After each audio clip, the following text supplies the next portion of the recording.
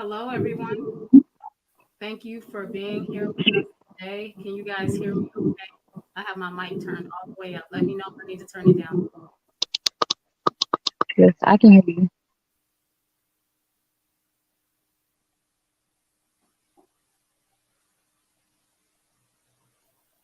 Hey, everyone in the comments. Hello to the moderators. Peace to the chat. Um, I have a few conditions for this interview today. I just ask that everyone is respectful to my guests. If you have any questions or if you guys want to make any comments in the chat, please make sure that there are respectful comments all around. This is a big moment for, I know for Kite especially, um, being here with us today and being willing to be open and transparent about his time at CarbonNation for the first time.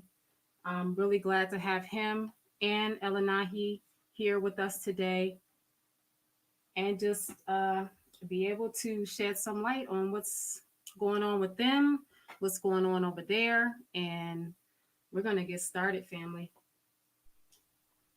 Thank you all to my moderators.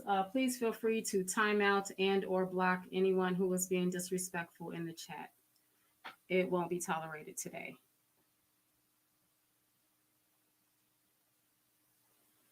So I want to start off by really just thanking Kite and Elinahi for being here with us today.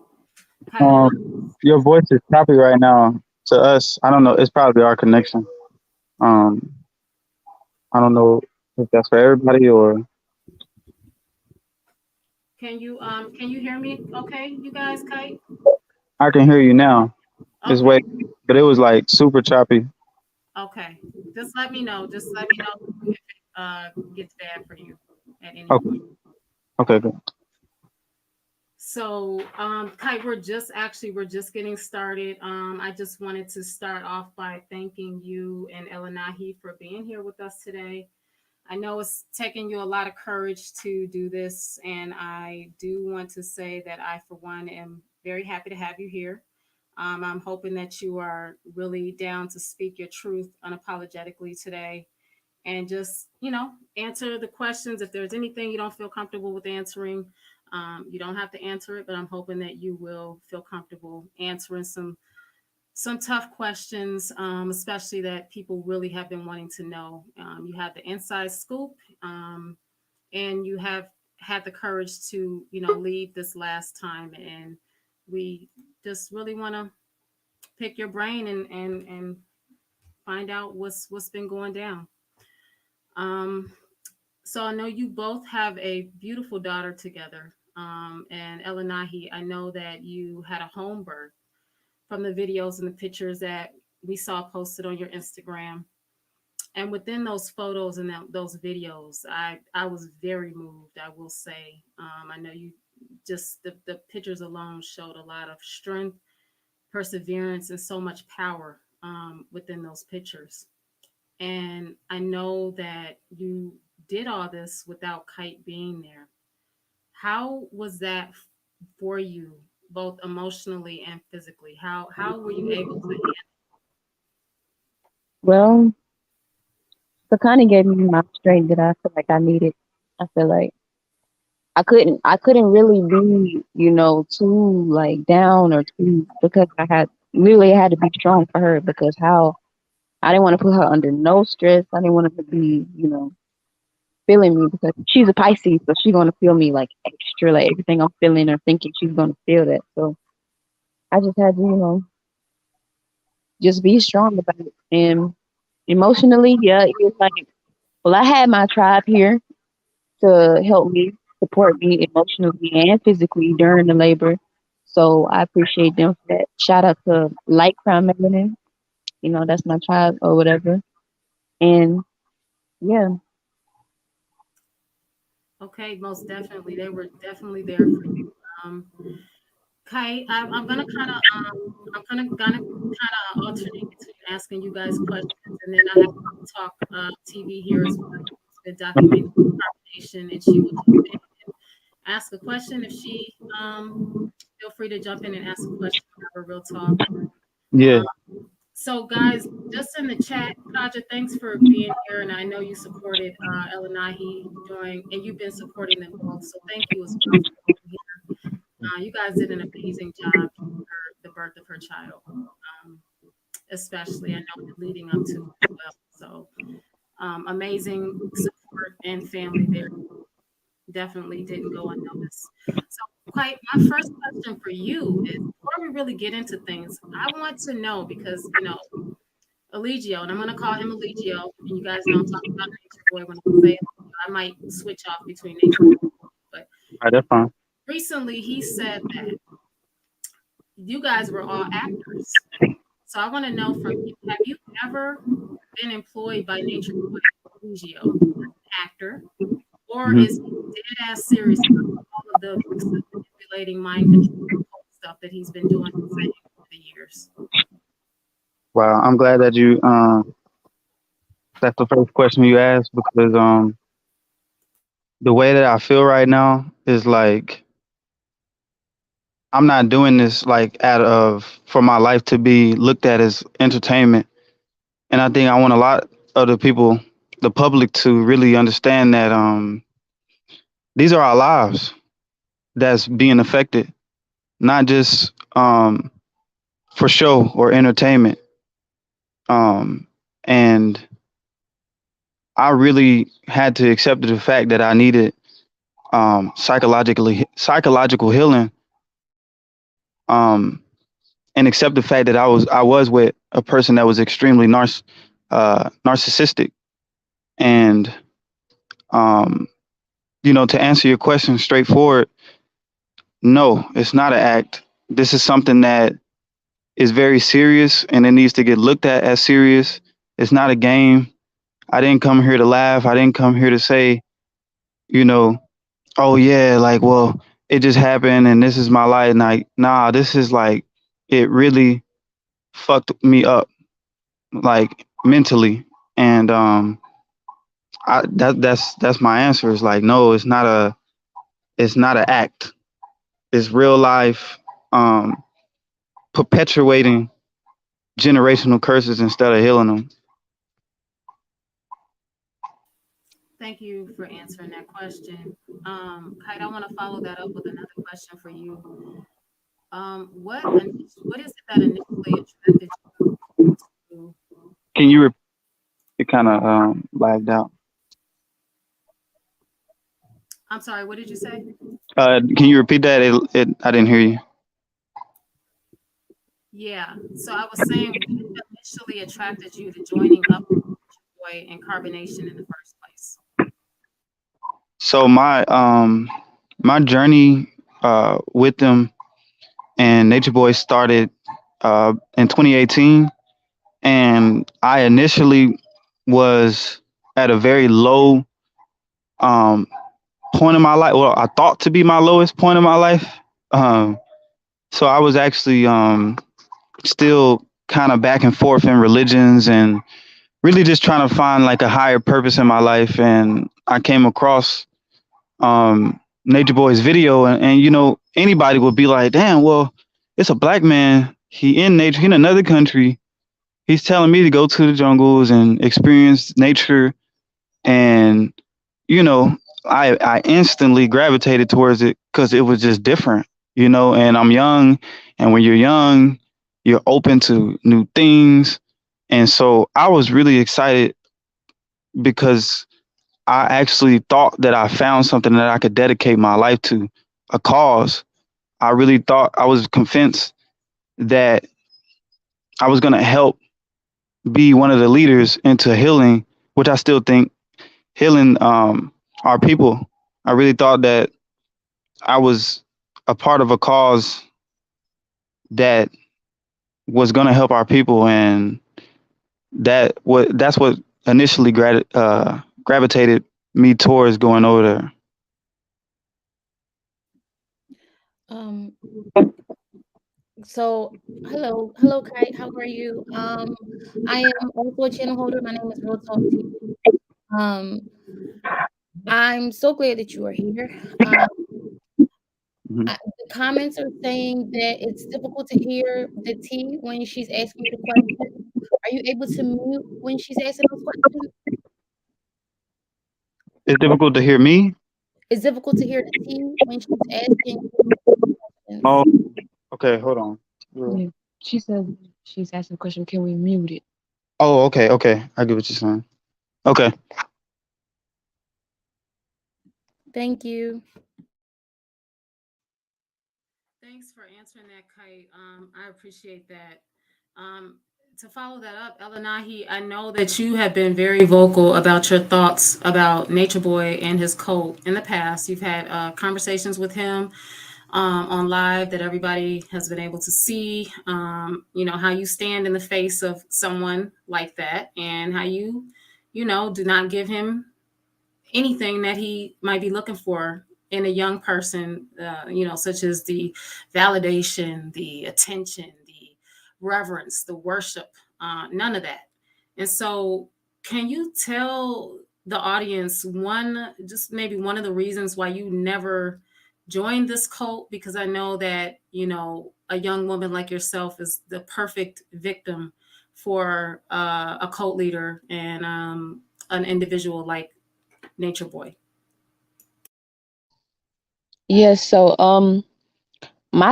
starting my spiritual journey, the first thing I found out about myself was that I was an empath. And so upon doing more research of being an empath and being empathetic, the opposite of that was narcissist. And that made me realize a lot of the people in my life, well, not a lot, but a couple people in my life I found out I was dealing with was narcissistic. And I had been in a couple narcissistic relationships. And so I was already able to peep out those things, those characteristics of a narcissist first. So I could just tell by speech and body language. And plus, I study psychology. So I can just already tell by speech, body language, and what this person was giving off that it was I was a narcissist that I was dealing with. And so um the first video I seen of him when I was with another tribe, the first video I seen of anything about Nature Boy was the fight video between Malia and Velvet. So automatically, I was taken aback by what this person was cultivating. And this is the first video I see of this person. And plus, I was seeing a whole, like, upon doing somebody that actually does get, like, interested in him and does research. These are the types of videos and stuff that are out there also. So I'm not just looking at, oh, he's giving out the knowledge or whatever. I'm looking at character and morals. And so that was never somebody that I feel like I had great discernment when it comes to peeping out people's characters and morals and principles. So I wasn't too um I wasn't what's the word?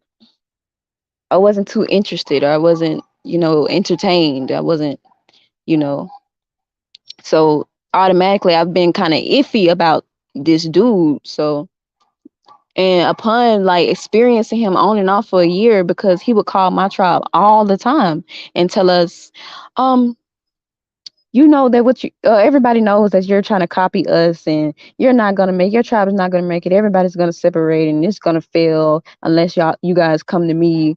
On and off for a year all the time. And plus him trying to get me to come over there. A lot of times he would call me, offer me power, offer me this, offer me that, materialistic things to try to get me to come over there. But I was just never that. I just knew. I just, like, my intuition was like, no, just it just wasn't, I didn't feel it. Thanks for answering that. I'm so glad that you have that discernment. I remember reaching out to you after one of the first instances that you had with him, and I was telling you. I remember, I'll never forget your response to me. I was telling you, I know he's going to reach out to you. Please don't fall victim to him. And you were like, you were not even interested in any way, shape, or form. And I knew then and there that, you were going to be okay in that regard. Um, My next question is just, I'm going to be going back and forth here, guys. So please bear with me. I got a lot of questions. It's a lot of people want to know the answers to a lot of different things, and there's no set order to it. So just be prepared to jump around a little bit. Kite, I have a question for you. This question has come up so many times that I just have to ask it. I want to get it out of the way. Um, you did a live, I think, a few days ago. I'm not exactly sure what date, but you mentioned something about Zoka's baby, which I personally believe was more of a figurative thing that you said than a literal thing.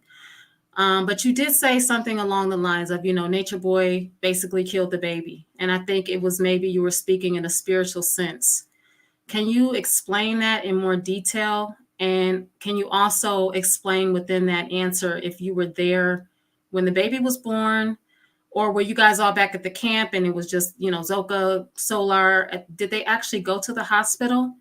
And how did everyone react upon learning that the baby didn't make it? Okay. I was saying that out of a literal context. Um, me when I said that, I didn't mean that like it was any physical harm being done or like, but literally the stress of the physical, I mean the excuse me, the verbal and mental abuse caused that baby to die. Like literally, anytime that somebody goes to the hospital or situations like that happen, it is because like they're really stressed. People are really stressed out, whether they want to admit it or not. Whether Nature Boy wants to admit that he's stressing us out or not, regardless, it's happening, and that's what I want to clear up, and that's why I want to bring awareness to it. And how the group reacted, um, I think it was drilled in our heads to believe that it was really a good thing and it was a good cause, because of the fact that uh, I think really it was just a matter of him wanting to control what happens and as far as like the breeding, you know. So I think it was just he really wants full control of the women. He doesn't want to allow none of the men to really have a wife, to have any children of their own, to have anything of their own, to dedicate their minds completely to him. And that to answer the reaction part, I think that the reaction part was influenced by him, you know, on how the group reacted. And it's crazy because, Zoka and Solar, they were very hurt. They were very hurt. And it's like I didn't really feel like they was allowed to really feel that for themselves, like to really just feel it deeply. Like, yes, they did feel it. I'm not saying that they didn't feel it, but I think that he made it to where it was like he wanted to distract them from feeling it, really, like, so. Kite, I have a question.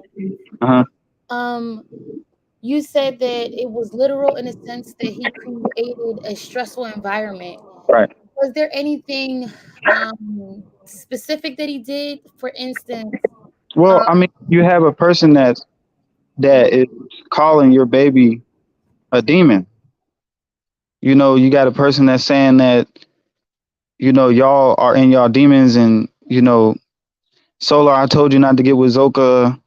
And, even it's just like that right there is like, regardless of if they consciously not feeling it, like it's going into their subconscious mind, it's going into their psyche, causing the body stress of hearing that.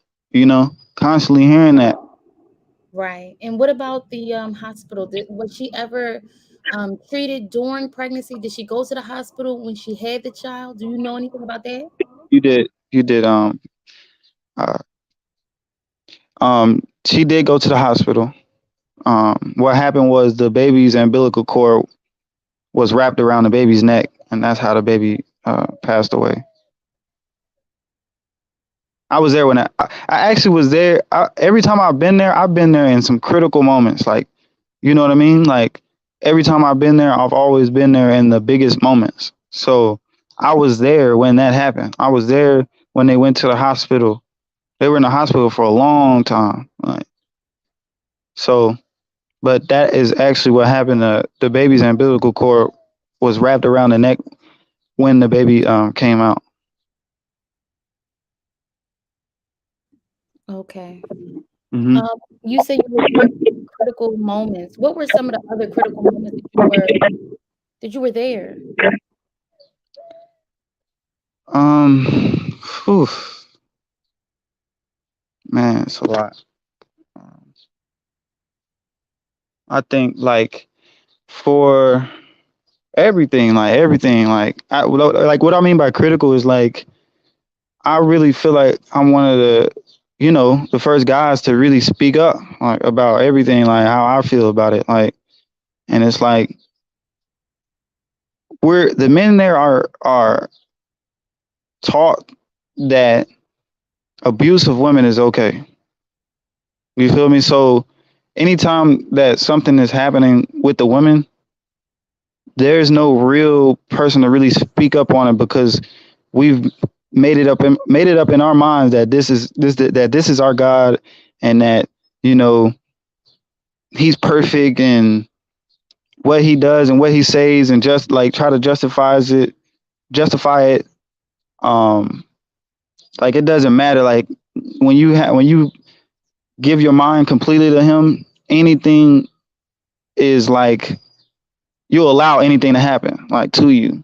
So like I remember my first time being there. I was in a van, and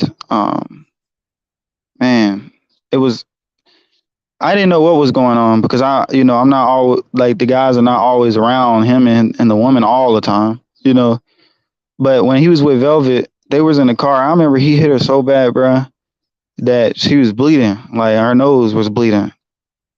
Like, and I felt something like in the car. Like I wanted to like I felt something because, and I've had past traumas of seeing my grandfather being abusive to my grandmother. So it instantly like triggered like that trauma within me, and I knew it was wrong. I just thought it wasn't my place, like to speak up on another, because that's how it's always been. It's like I was in that moment. I was like still a little boy that felt like powerless, because it's like, damn, this is my father figure. Like this is who I look up to.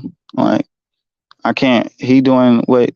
Maybe she did something to piss him off. You know what I'm saying? Like it's just I accepted him as my father figure, as my role model. So every little thing he did, even when I knew in my heart it was wrong, I still went along with it. And I don't even think this been said. I don't know if it's been said by Velvet, but I mean it's nothing new. The abuse is nothing new. I'm just telling you what I've seen that didn't get talked about. I don't know if it didn't get talked about or not, but I'm just telling you what I've seen that I didn't say for so long. And but that was a critical moment that I could have spoke up and I didn't. Um, and over time, I think that when I went back, I really, really realized that it got worse. You know, like damn, this shit got worse. Like it didn't it didn't get no better. Like as far as like me seeing that it's just unpredictable. You have to go with what he's doing, and like you can't have your own sleep schedule. And if he says this a meeting, we got to pull up to the meeting, and people are really tired and stressed and don't get no time to really think for themselves to even get out of the spells. It's like the men constant, like it's like constant like verbal abuse of, but it's like the way that he does it is like it's like he'll they say that a narcissist is always apologizing, like always, and it's always been like, damn, I apologize, y'all, I didn't mean to be that hard on y'all. But when you're hard on us, you're really hard on us, like extremely hard on us, verbally, and sometimes with the woman physically. Not just him kicking Malia in the. I know I said it doesn't matter if it was the stomach or the ribs. It doesn't matter what it was. It happened. She was on the ground and got kicked. And then sometimes when the women don't line up right, they get pushed around, and he didn't push Malia head against the wall. That didn't get said. But it's like he tries to reverse it and tries to justify when he's not being moral. He doesn't want to see it and tries to paint me as the bad person. But I'm glad that I'm strong enough to even be able to be up here and talk about it, because I'm not gonna let him stop me no more, bro. I just can't do it, because I love the people that's there. Like, I built a connection with them, and I have compassion, like, enough. Like, I'm a catalyst for the generational curses. You're seeing it live, like, of it being shown, like, this is what our people is going through. Like, you're actually seeing me. I'm like a catalyst in the middle of all of it. Like, I'm in it and it's happening. Like, so just like the the pressure like that gets put on you of not you, like, man, I tell you, like, I really, really feel for the women, because it's not right. It's not right, bro. And hopefully, I really feel like Malia is going to leave. I really do feel that way. I feel like Zoka is going to leave eventually. I don't know about everybody else, but I do know that I'm gonna do my best to, like, share um what I have to say, you know. Okay, thanks for answering that. I have one more follow-up question to ask you about the baby. It's so many people have questions. So I want to get this over and done with. But do you recall Seven, um, one of Nature Boy's at the time, one of his quote unquote wives? Do you recall her coming? And did she come to be the doula for the baby to be born, or was she just coming to be with Nature Boy? Because he's kind of gone back and forth, like, the baby was born at home, the baby was born in the hospital. You state that they did go to the hospital. Did something go wrong, or were they always intending to take Zoka to the hospital to have the baby? Did Seven go there for that reason? Do you know anything about that? Um, Seven in Puerto Rico. I know what you're talking about. I was there. I think that she came over there to be his wife. Um, so yeah, that's what I think. That she came over there to be. That's not what I think. That's exactly what happened. Like, it wasn't. I don't remember. I don't recall anything being said about her coming over there to actually be a doula. Because every time she came to be his wife. So.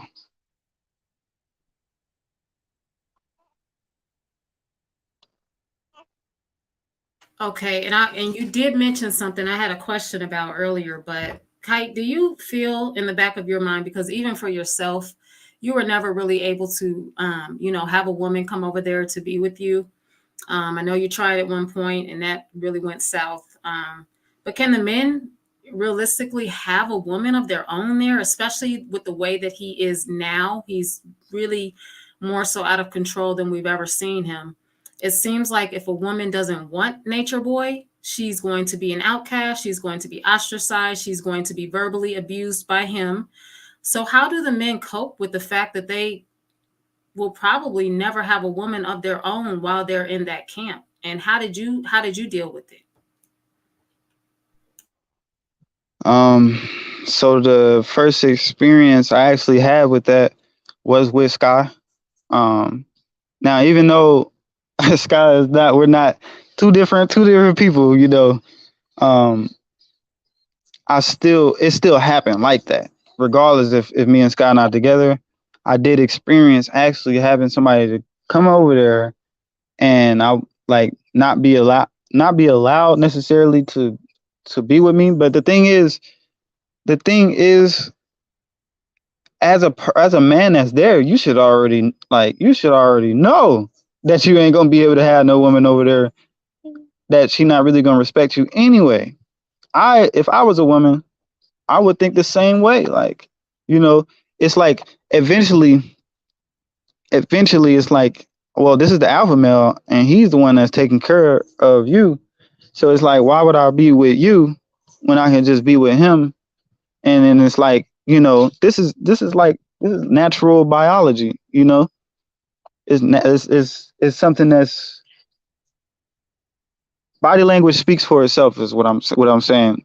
Like the nature of things of a woman actually coming there is for one of the guys is unrealistic, right?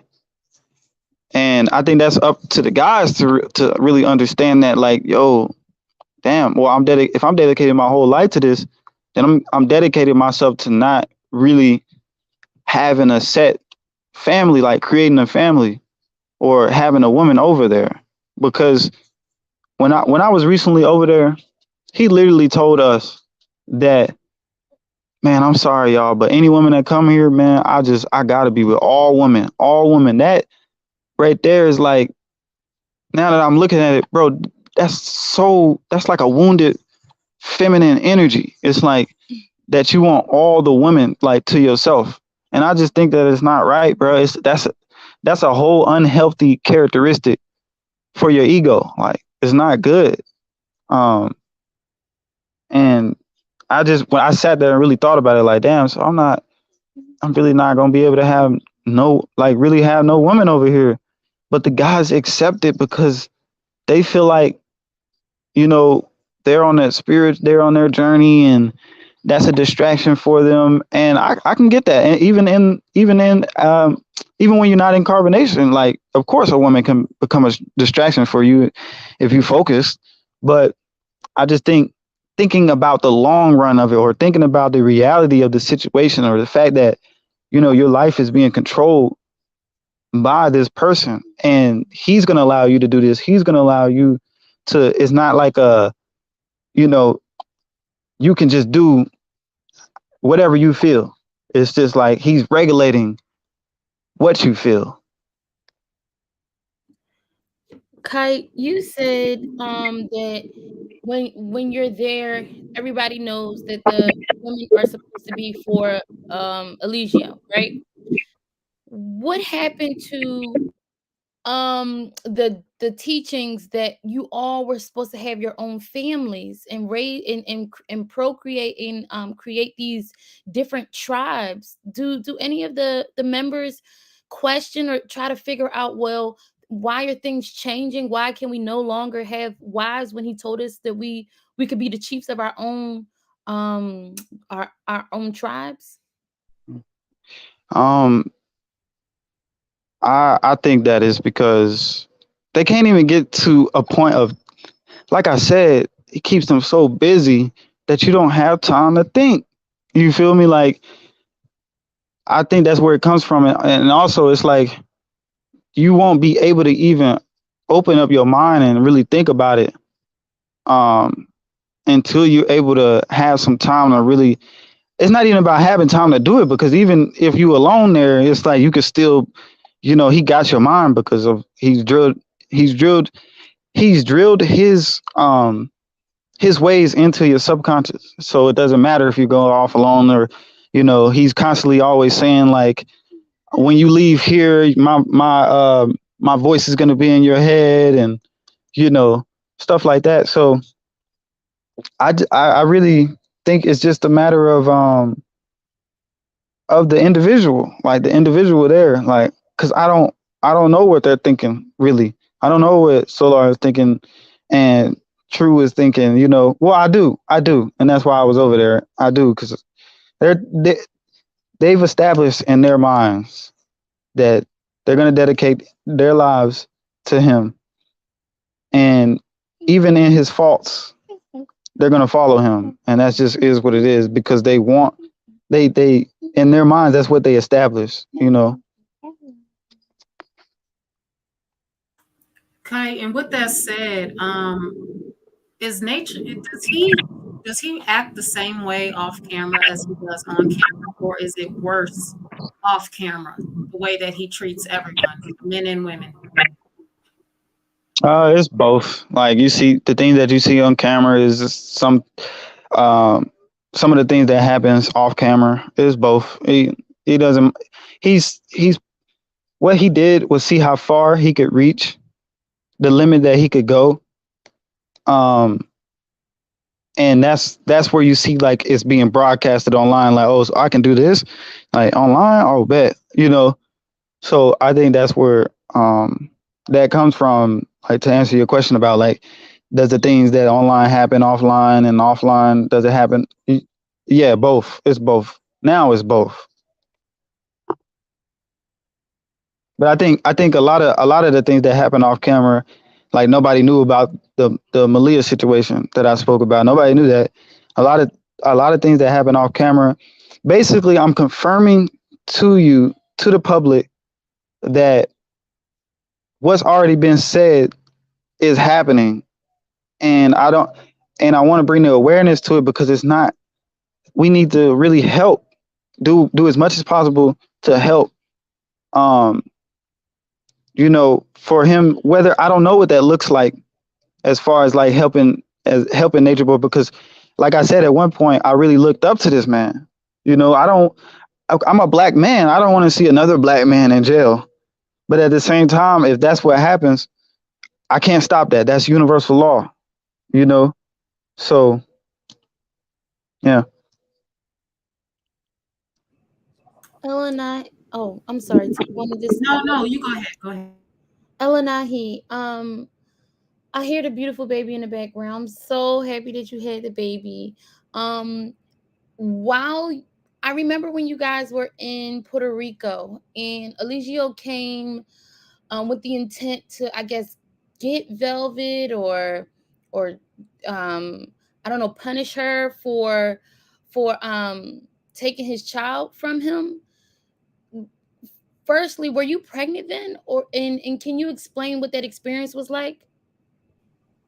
Oh no, I was not pregnant then. No. When Velvet came here, I actually was not here. I had just left probably like a week or so before. Like that situation, I wasn't here for that. But what happened was, okay, so my ex, Osiris, Velvet came to be with him. And so he didn't really discuss that with me. So of course we had some type of argument, and then what happened was I ended up leaving Puerto Rico, and then that's when Velvet came. And when Velvet came, one of our tribe members who's no longer here, he sent Nature Boy the address, and so that's when Nature Boy pulled up to where Velvet and Osiris was, where the family was. I wasn't there, but that's when he had came and all that. And I guess she did it to surfing papers or whatever. I don't know, but because I wasn't there, so but I know that's what happened.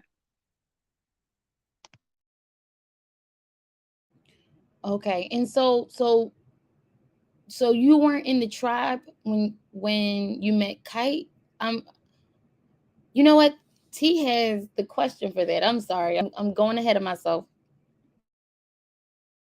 No, it's okay. You can ask whatever you want. My questions are really all over the place. I I did one of my questions for you guys was how did you guys meet? So I met Kite, yeah, after I left my original tribe. Met Kite then. Yeah, we both. I left my tribe, and he left. He had just left CarbonNation, and so we started, texting because we could relate to each other. So that's when I met Kite. I wasn't in my tribe, and he wasn't at CarbonNation. Yeah. And then I want to go back and ask Kite a question. Kite, I know that I think I've heard you talk a little bit about how you feel about the authorities you don't see yourself ever, going to the authorities. Do you ever see yourself, if you were approached by the authorities about the things that you've seen there? Because what you've in fact seen is a lot of crimes being committed. It's not a crime to be a cult leader. It's not a crime to be in a cult. It is Right. a crime to physically assault someone. It is a crime to hit your wife, beat your wife, abuse your wife. Um, if would you ever feel that you could talk to them about the things that you've seen? I do understand that, having not been the one that was being physically abused, you would only be able to go so far. And that's just the truth. A lot of people Oh yeah, yeah. like that. But would you ever be willing to at least say what you saw and let the universe take it from there? Like what are your thoughts on that? I want to say that the reason why I'm doing this interview is because I want to be very, very open and vulnerable. Um, I I I noticed that I had to be very, very honest with myself when it came to um, people telling me like, you're in a cult and you were the person that's being a narcissist, and I really had to accept that. So I really feel like I need a lot of psychological healing. Um, I need to be connected with um, a psychologist, therapy. I really feel it takes a lot to even say all this, but I really feel like I need that because a lot of the belief systems in my head has not gone away. And when I came here, I actually had like nightmares, like back to back sleep, not just nightmares, but sleep paralysis back to back. Because literally I thought that I'm disobeying God, and I thought that I was like, going back to hell, which they like to call Babylon or whatever, but it's like hell because of the belief systems that's been drilled inside of my head, you know. So the reason I'm speaking on that is because I not just people, but I have to realize that the reason that if something is holding me back from going to the authorities, it's because I am really scared that I'm going against God. Like, because I've drilled it in my head that he is somebody that is the God of the gods, or the Messiah. I feel like I'm going against the Messiah when I go to the authorities. That's how deep this is, and that's why I say this is not my life is not entertainment. I'm actually going. I'm actually a victim of these things that you're seeing publicly. So, my answer to that is, I think that one day, quicker than I think, I'll be able to do it.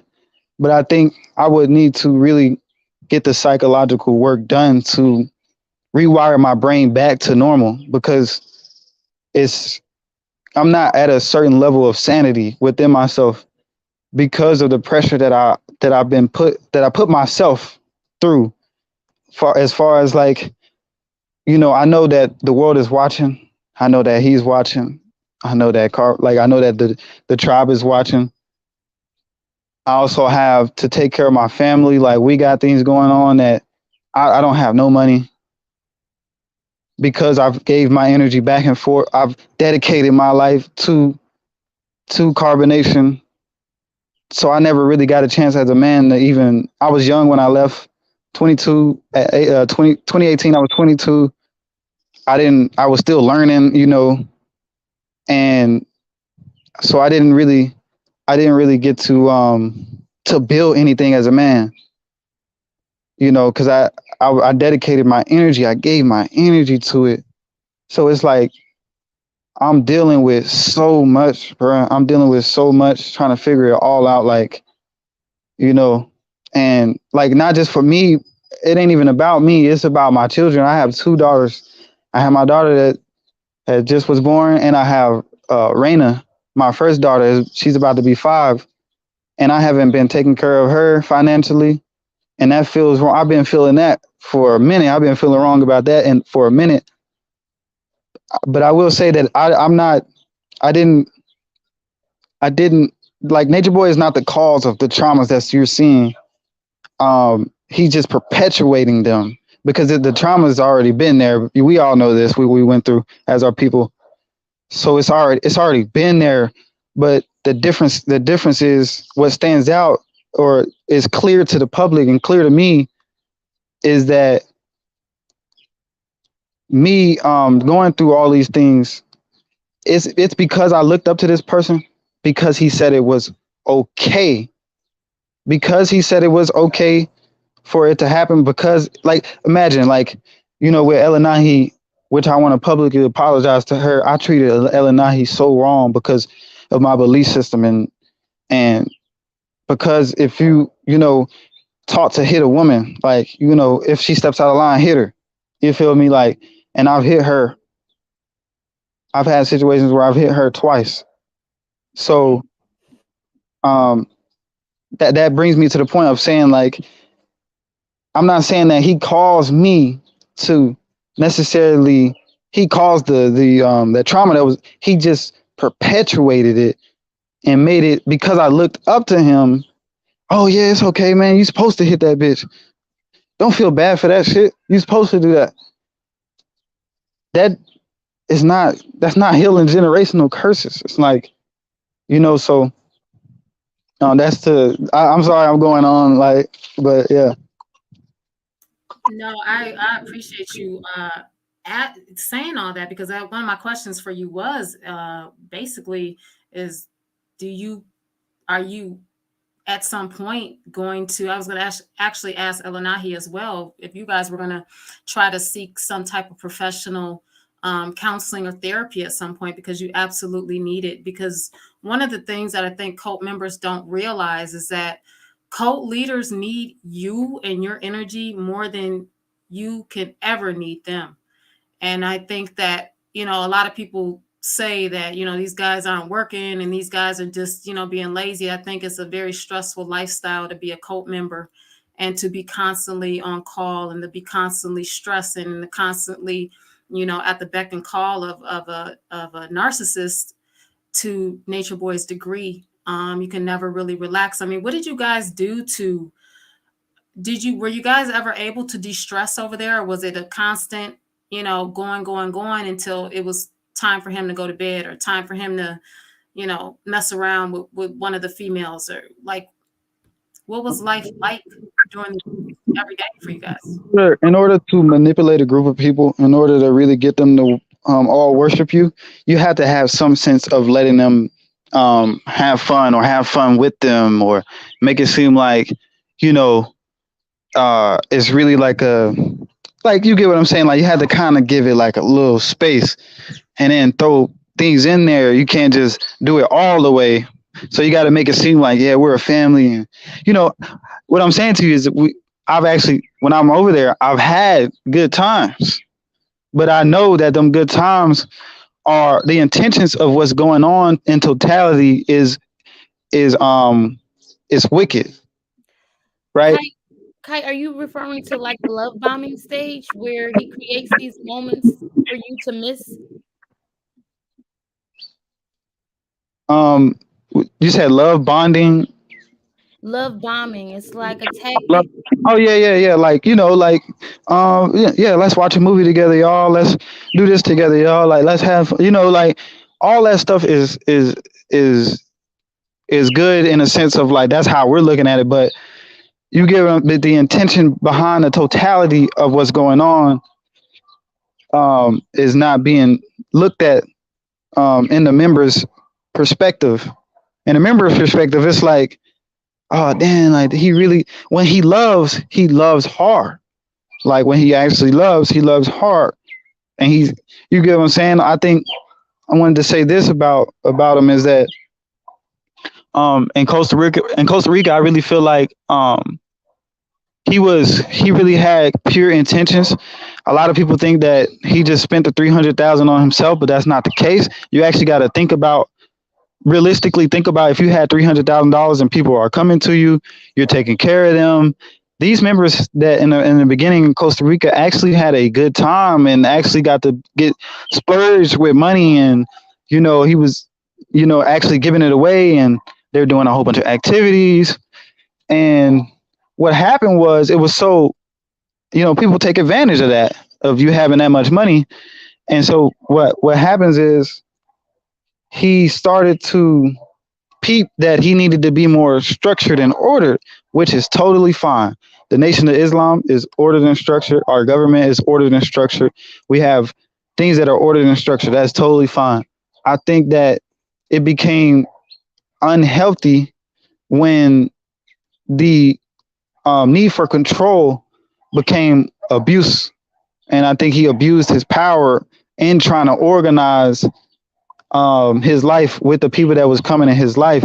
I think that it's out of a insecurity to really have that full control, because I feel like, in a true king's perspective, the king is, I think what's happening is that we have so many men that are leaders, that they have a mindset of conquer instead of nurturing, because their feminine energy is wounded.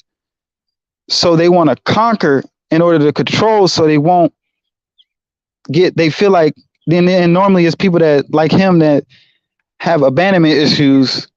He wants full control. And when he doesn't have that, I think we all know this though. It's all out of fear of not having a family. So he wants to control it and conquer, instead of really nurturing and letting it happen through love instead of abuse of power. Kite, do you know Eligio's past? Are you familiar with where he comes from and the things he's done before he started this group, this cult? Absolutely. He's talked about it. If you really do deep research, he's talked about his life. He talks about his life all the time. This is how people outside of the camp is able to decipher what's really going on and what traumas are really playing out. No, I mean, have you heard it from outside of him? Have you heard what he's been through? Oh, like outside from other people in his life? Yes. Wow. No, not really. Not really. Now that I think about it, no. So, for instance, Kite, let me interject here for a minute. Did you know that with his baby mom Aisha, his youngest son, or not his youngest son, his second oldest son, he was facing prison time before he started his journey, and back in, I think, 2016, he was facing 10 years in prison. He was able to manipulate her into writing a letter to the judge in order to get himself off from doing time. And so they ended up eventually dropping the charges against him, but he would most likely be sitting in jail right now if it weren't for that. So he's been able to get away with a lot for a lot of years. And he, like you said before, he keeps pushing the limit to see how far he can go and see how much he can get away with. And it has served him very well in his life so far, simply because people won't step up and be held accountable for the wrongs that he does. And I think, as much as he talks to you guys about, all of the things that he's accomplished in his life, he's left out some very, very important details. I want to say this: he has not left out any details. He's always talking about everything, not just the good, but the bad. But I don't know what it is. I think that like, as far as like him not really reflecting on what he's done, like because he's told us about Maisha, and he told me that story plenty times about him. He beat Maisha bad, like really beat her bad. He said that out of his mouth. I want to make that clear. That it's not just, he talks about him being successful. Like, it's everything. He talks about everything about his life. That's how I'm able to even decipher the traumas that's going on, because I'm like, wait, damn, I didn't really think that's why okay. So he wants to crossbreed his children, right? He literally says this. He wants to have babies with his wives, and the babies are going to crossbreed. And I'm really thinking like, Oh, I see what's going on. You want to make it to where that you put your mind inside of these children so they won't ever leave you because of your trauma. That is what's happening. That's what you're seeing. That's what he's trying to do.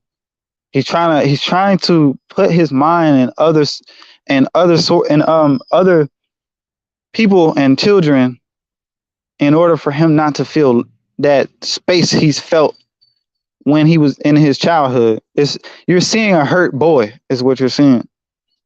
You're seeing a hurt boy when you look at me.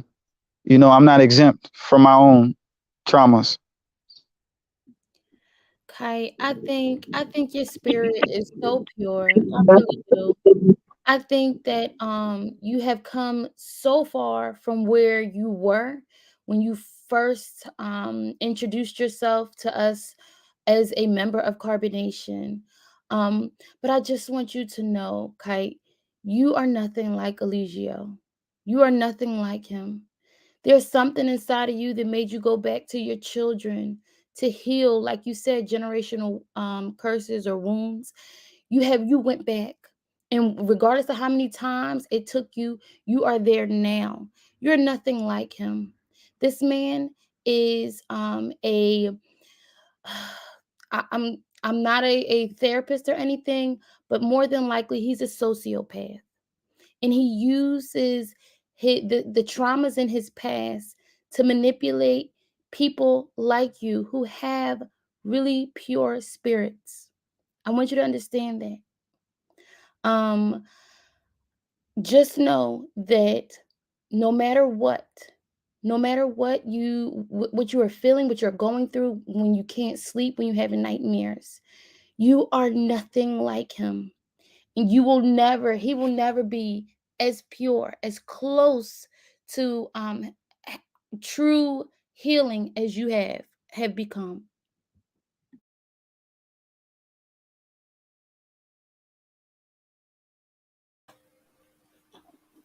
Kite, I wanna ask you a question, and I want to thank Real Talk for saying all that, because you definitely are not like him, even though you might have maybe at one point thought that you have to share in his guilt. I think you only have to hold yourself accountable for the wrongs that you've done, and I think you did that. I know there's some people in the chat that are uh, thinking that you get a pass, but I think you just revealed some things today that no one even knew about, and you held yourself accountable for that. And your woman is sitting right there next to you, and I just Elinahi, I want to say to you, no man should ever be putting his hands on you for any reason. And I don't know um, what this circumstances of that situation were or how it occurred, but we don't give passes for that, but we do appreciate when people step up and hold themselves accountable for wrongdoings, for making mistakes, for things that they know in their heart are not right. And so people in the comments, you guys, you need to understand that if someone is stepping up to the plate and saying, I did this when no one knew about it until now, that's a step. That's something. And he's not sitting here bragging about it and saying, this is my right to do this. He's saying he was wrong. And that's a start. A lot of us come from backgrounds where, we witnessed abuse in the home. We witnessed our grandfathers, our fathers, even our uncles being abusive. There are even abusive women out there as well. And,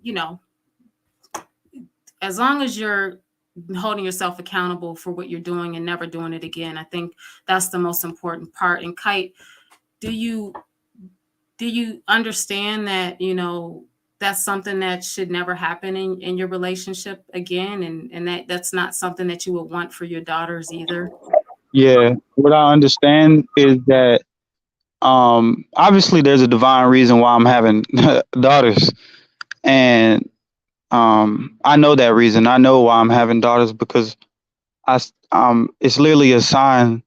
It's symbolic of me needing to focus on my feminine energy and really healing that part of myself, to become more nurturing to myself so I can become more nurturing to others. And I think that what essentially happens to people is that for the longest, I've ignored it and never really talked about it. And imagine constantly seeing it and not doing anything about it or not addressing it within yourself. I think when you ignore it, you become it. And I became it at times, and I'm definitely that's not something I'm proud of. There's a lot of things I'm not proud of. There's a lot of things I'm not, stuff I've said that I'm not proud of. I think that it it takes a lot to even address it within my own self to really heal from it, because I'm like, I have two daughters, bro. Like, regardless of, like, I don't know what it is that he's making it seem right to, like, the other day I seen that he said that, yeah, a king can hit his woman. It's like, I don't think he really understands the full of, like, damage that can cause, because it's like, are you going to ignore the the purity of a little girl, or a little girl, like a little child, a baby girl? Like, are you going to have baby girls around you and saying that? Because that's not healthy for any baby girl to be around. And I can see why Velvet took her daughter away from that, because it's like, why would you want your daughter to be around a man that is condoning physical abuse towards women? And it's like, it got to stop. Like, it just got to stop, because it's like, I know that a real man is. I'm not saying that any man should allow themselves to get abused by women verbally, or, I'm not saying that for people that might think that I'm a feminist. Like, nah, I'm not. It's not that. It's just, I just think that divine, like, what masculinity comes with is being more mature and communicative when it comes to arguments that happen. I think we hold a responsibility more because we're more stronger. So we're getting tested. Our morality is getting tested. And that's what I think this whole thing is about, is our morality when it comes to the human experience. It's a test. We're constantly getting tested on our morality. And it's not moral to hit anybody and say that they're hitting themselves. Like, it's not okay. When is it okay to do that? You feel me? And the fact that I'm able to even see that it's wrong is like, I'm just glad I'm able to even see that. Or I'm glad that what I was feeling those times I've seen the abuse happen to the women, I'm glad that now I can actually say, like, damn, what I was feeling was actually right. I was actually right to feel this way. I was actually right to feel like, I constantly got, like, people don't know this, but I constantly got told, like, I would constantly be thinking about my children, or constantly thinking about my daughter at times. Like, when I first came there, and then when I last left, I would constantly be told that, oh, you could just make another child, or you could just be with another woman. You could just make another child. Like, I constantly got told that when I was being vulnerable to my brothers or to my father figure, like, yo, like, damn, like, this is not healthy. You're not giving me a healthy outlook on it. At least you should tell me to go back over there if I really feel that way, you know? And sometimes it was go back over there, but it was only to try to manipulate me into coming back again. So it was never like, oh, I really feel that, like, because he don't feel that way. So of course he's not going to give me that advice. And so I think that when I thought about, like, damn, bro, I'm like leaving Raina behind. Like, I'm really leaving her behind, bro. Like, am I like, people go to the military and they give their life to the America, and they got children, and, like, am I doing the same thing? Like, so it's like, but I felt wrong. So I'm glad that I'm able to like really sit with myself now and be like, damn, bro, what you were feeling was valid because you're actually you actually want to be a moral person. Absolutely. I want to address a question that a lot of people have to they have been asking. How is Ja treated over there? And did you when you were there, was Nature Boy walking around naked in front of him? I know that he likes to say that he's a nudist and all this other stuff, but if he's a nudist, were you all nudist? Were you all walking around naked? Or was it just him and the women? And was Ja party to this? Could he see this? And how do they treat Ja in general? I can say, and I'm glad that I'm able to clear this up. I can say that we treat when I was over there, and even now, I know that Ja is getting taken care of. Um, Ja is getting taken care of. He's not getting like abused or nothing. He's not, they don't walk around naked in front of him. Like Nature Boy doesn't walk around naked in front of Ja. The men actually do a good job in taking care of Ja. The women actually do a good job of taking care of Ja.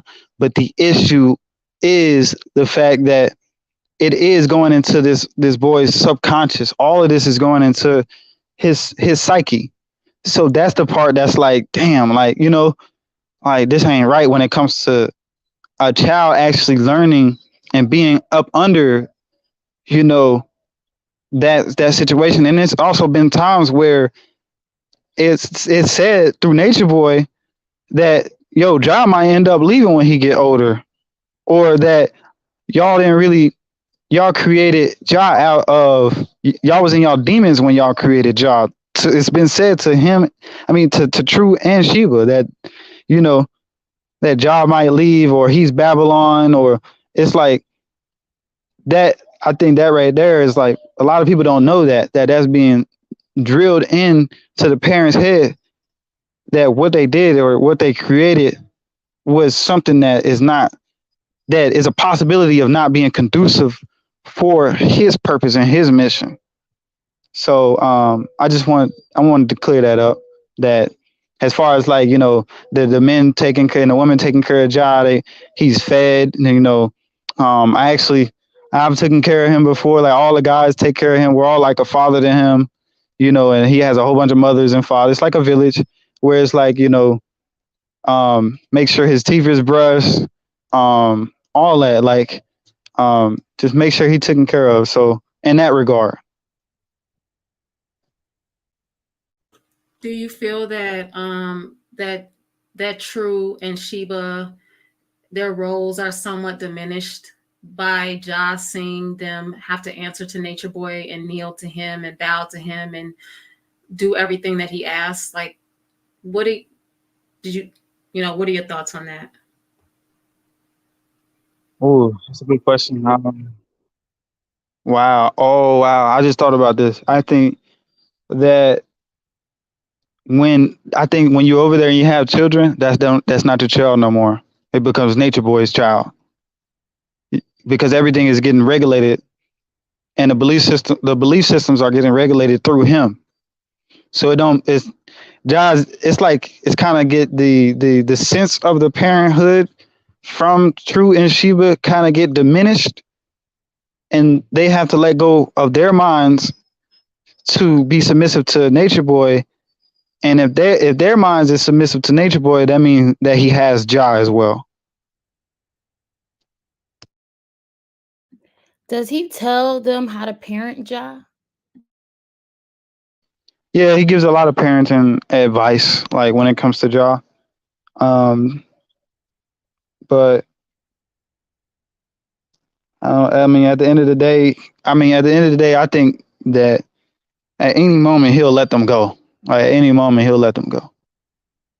Wait, you mean he'll let the child go? He'll let Ja only go? He'll let Sheba and Ja go, or you know, Sheba is mainly Sheba and Ja is not really True because he wants True around, and we know why he wants True around because True is super dedicated to him. but he's willing to like let them go like quick. Are there any of the men there that you feel? I think you answered this maybe earlier, but okay. Let me ask this first. Pisces had a child over there. Does Pisces ever talk about his child? Does he ever? Did he ever talk to you guys privately about it? Do you know about his son and missing him and thinking about him? Yeah, yeah, at times. Um, he he's uh he me and Pice was super close. So that's like my brother. Like you know, um, me and him would laugh together a lot and make music together. So I've constantly talked to him about me missing my own child. So and I've also brought it up to him. Like, do you miss? I question him. Do you miss your child? Do you think that your baby mama gonna come back? And um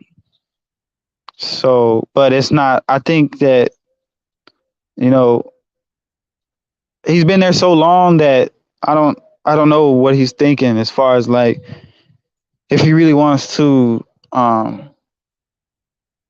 be or has it in his heart to be with his son. I don't think that's his focus. That's not his focus.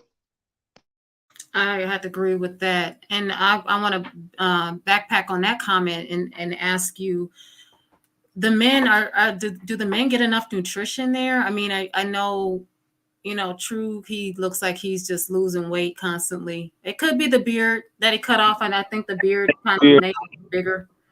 But is it the beard or Um. What? No. People. They're eating. Like we ate. We eat. When I say we eat, I gotta make that clear. Like we eat. We eat good. Um. Both the women and men. Um. Uh. But the weight loss that you're seeing and all that, that comes from stress. Like I said, Malia going to the hospital, stress. Zoka losing her baby, stress. Everybody losing weight and looking a certain way, stress.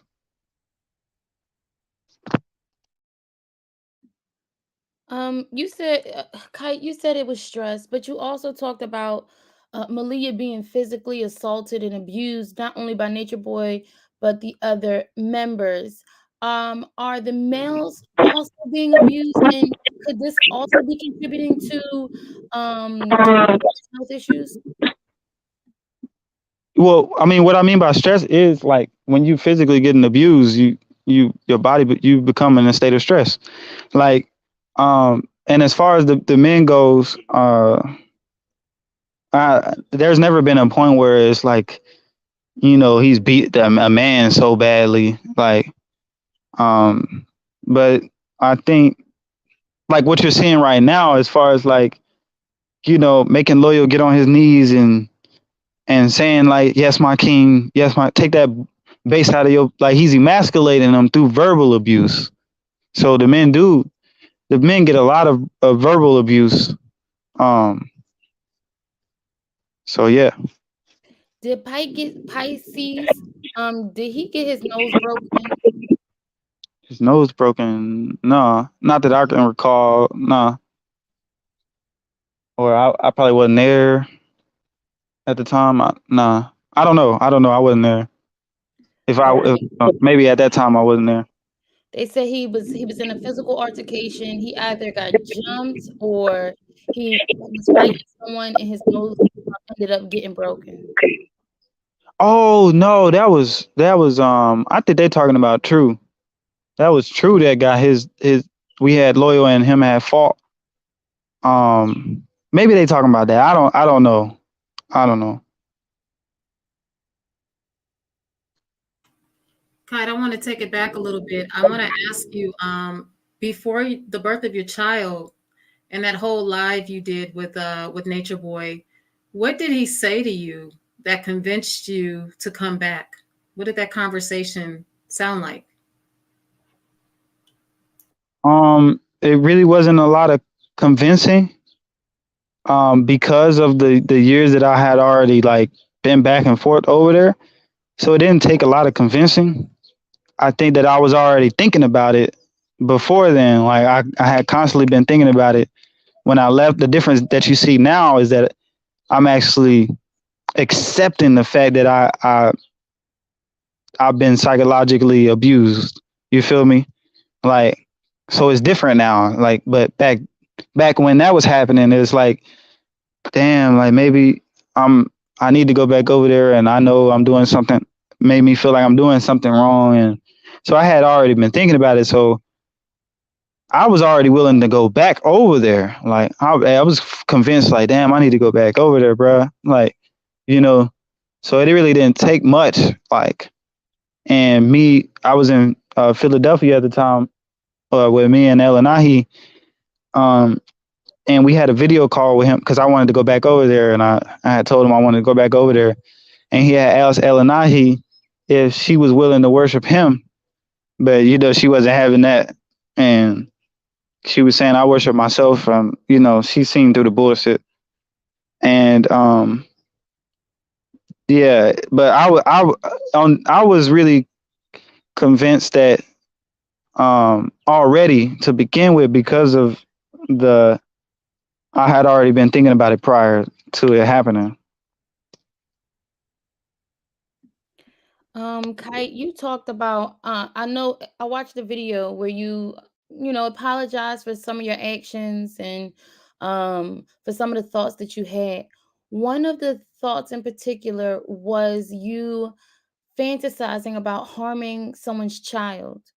Do you still have those types of thoughts? And do you I know we asked you already, but have you made any serious plans about getting help?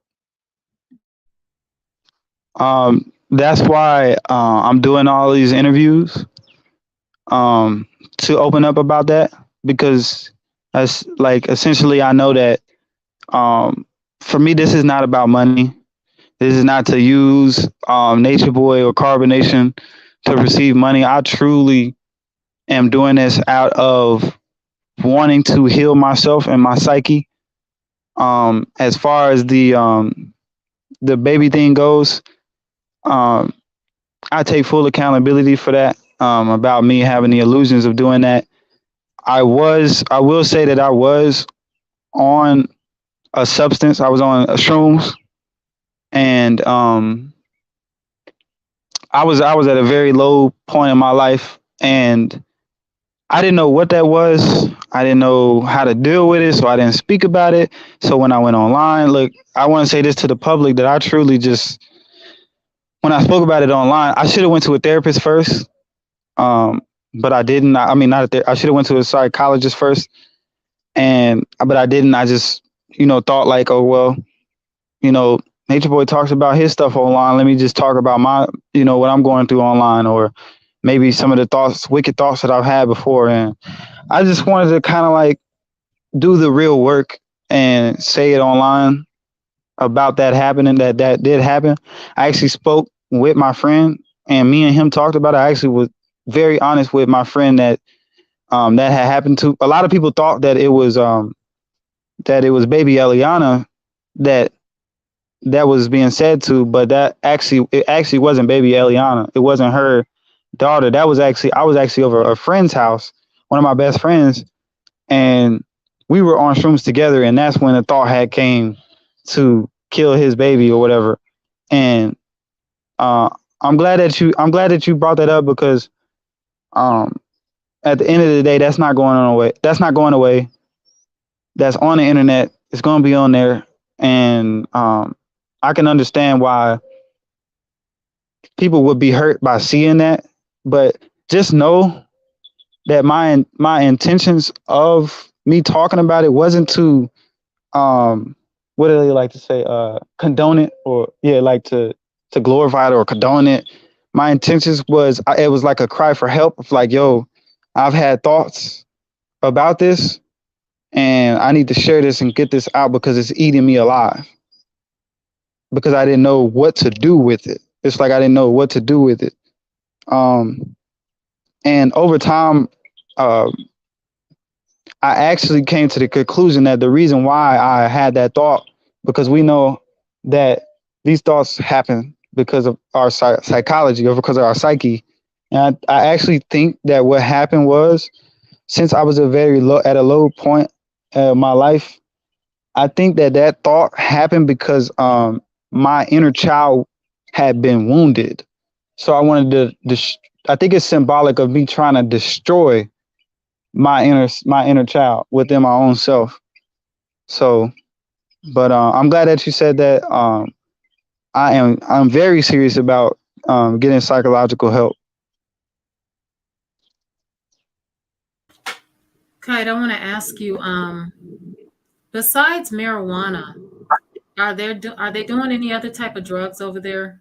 Did you see him doing anything other than weed? No, it's just weed. It's just weed. It's just marijuana. Okay. Um, and I can vouch for that because I dealer come over, actually show us the weed, and I smoked it. So if other people are smoking and they not acting like that, then it's like, you know. So I've smoked it. It's actually weed. It's just weed. Just that he's never really smoked weed. That's what people know. So they looking like, oh, what's going like this weed do this to him? Like what? It's because he never really smoked it. He only smoked it like once in his life. And when he did smoke it, he had like a paranoid, crazy experience. So he ever since then he didn't touch it. But what you're seeing is like a person that's new to marijuana and haven't touched it ever in his life. So when he touched it, it's like that's what you're seeing. Like it's really just enhancing what's already there. Kite, can I ask you another question? Did you get that information from Eligio as well?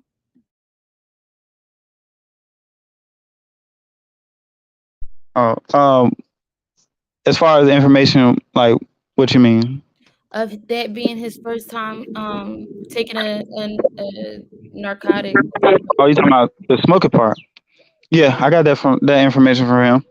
But I know that because we've actually experimented with weed when we was in Atlanta the first time at Mama Cookie House.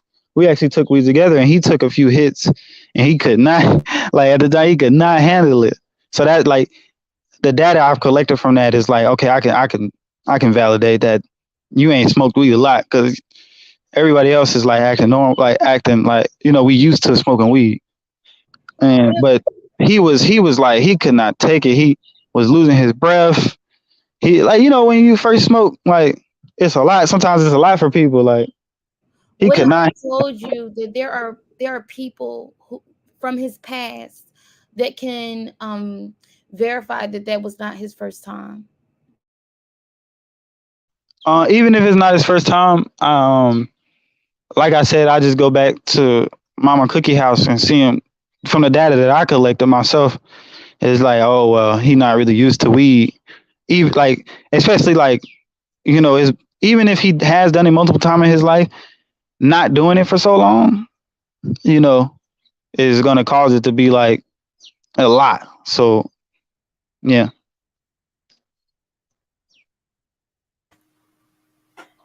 Hey, I know you spoke about it and you really took the lid off of it when it came to how he abused Malia, even though we know that he physically, sexually, and mentally, verbally abuses her. Did you ever witness the abuse of any of the other women, Aya, Efaru, Zoka, Sheba, any other physical abuse that you witnessed firsthand? No, I didn't visually see any I what I saw was kind of like a roughness towards them. Like if they didn't do something right, verbal abuse. It's like, bitch, stop playing with me. Like, come on, like y'all bitches acting retarded. You know, and it's like, and they like it too. Like it's like they don't like it. Excuse me, they don't like it. It's they. I think they just they think it's okay. Like they're convinced in their mind like this is God. Like and I'm doing something wrong. He makes you feel like you're doing something wrong. You feel me? So as far as like the roughing up part is what I'm talking about. Like if they were lining up or whatever in the meeting, and you've seen it online where he lines us up and we have formations. If you don't do the formations right, then you will get like the women get pushed aggressively to get in the right place. He gets very irritated like fast, like he gets irritated really quickly, and that's what it's like. You know, um, that's what I thought the weed was doing, like helping him with to calm him down more. But it just like I don't know what's going on. I don't. It's like it seemed like since I left, it got worse. Like I'm hearing that the guy's about to start taking his sperm, and I just saw the thing with Loyal, and it's just crazy. Yeah, that's a another question I wanted to ask you is when you were there, were you ever, you know, made to take in any of his you know, sexual poison, if Body that fluids. word. um, no, that like I said, I'm glad I just left because that wasn't being implemented at all. As far as like this, there's certain things that uh is really not going on, but because the public is forced to use their imagination, that explains why people are like, damn, is this happening? Like, is this happening? So I can understand like the where the questions are coming from because you got to use your imagination. And it's like he hasn't slept with none of the guys, like, or none of the guys took his sperm yet. He hasn't slept with them yet. Nah, but yeah, none of that has happened like with the guys so far. Do you think the guys will be willing to do that?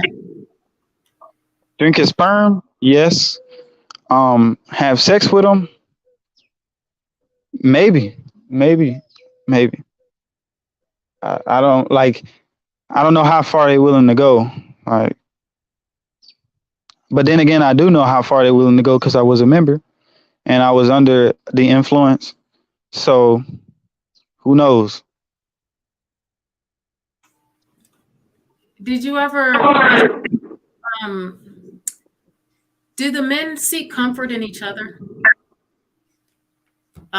Both sexually, you know, emotionally? Do they, because I mean they don't have women to that they can kind of confide in. Do they?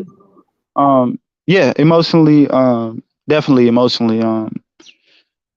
I think the guys there are very above average people when it comes to intelligence, and the government actually did research on cults and actually discovered that the people that actually join cults are above average people when it comes to their intelligence because they're so willing to believe um, that somebody outside of them is a divine being or force, which is nothing wrong with seeing if you feel like a, if you feel like a good person and see good in everybody, that's normal, right?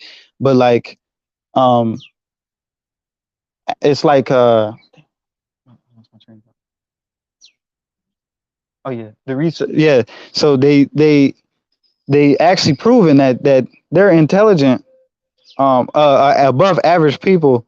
So when it comes to like how we're treating each other like as men in the group is actually like it's good in a sense, of how we comfort each other, like not sexually, not like that, but like, you know, we would give each other massages or just like in generally like talking to each other.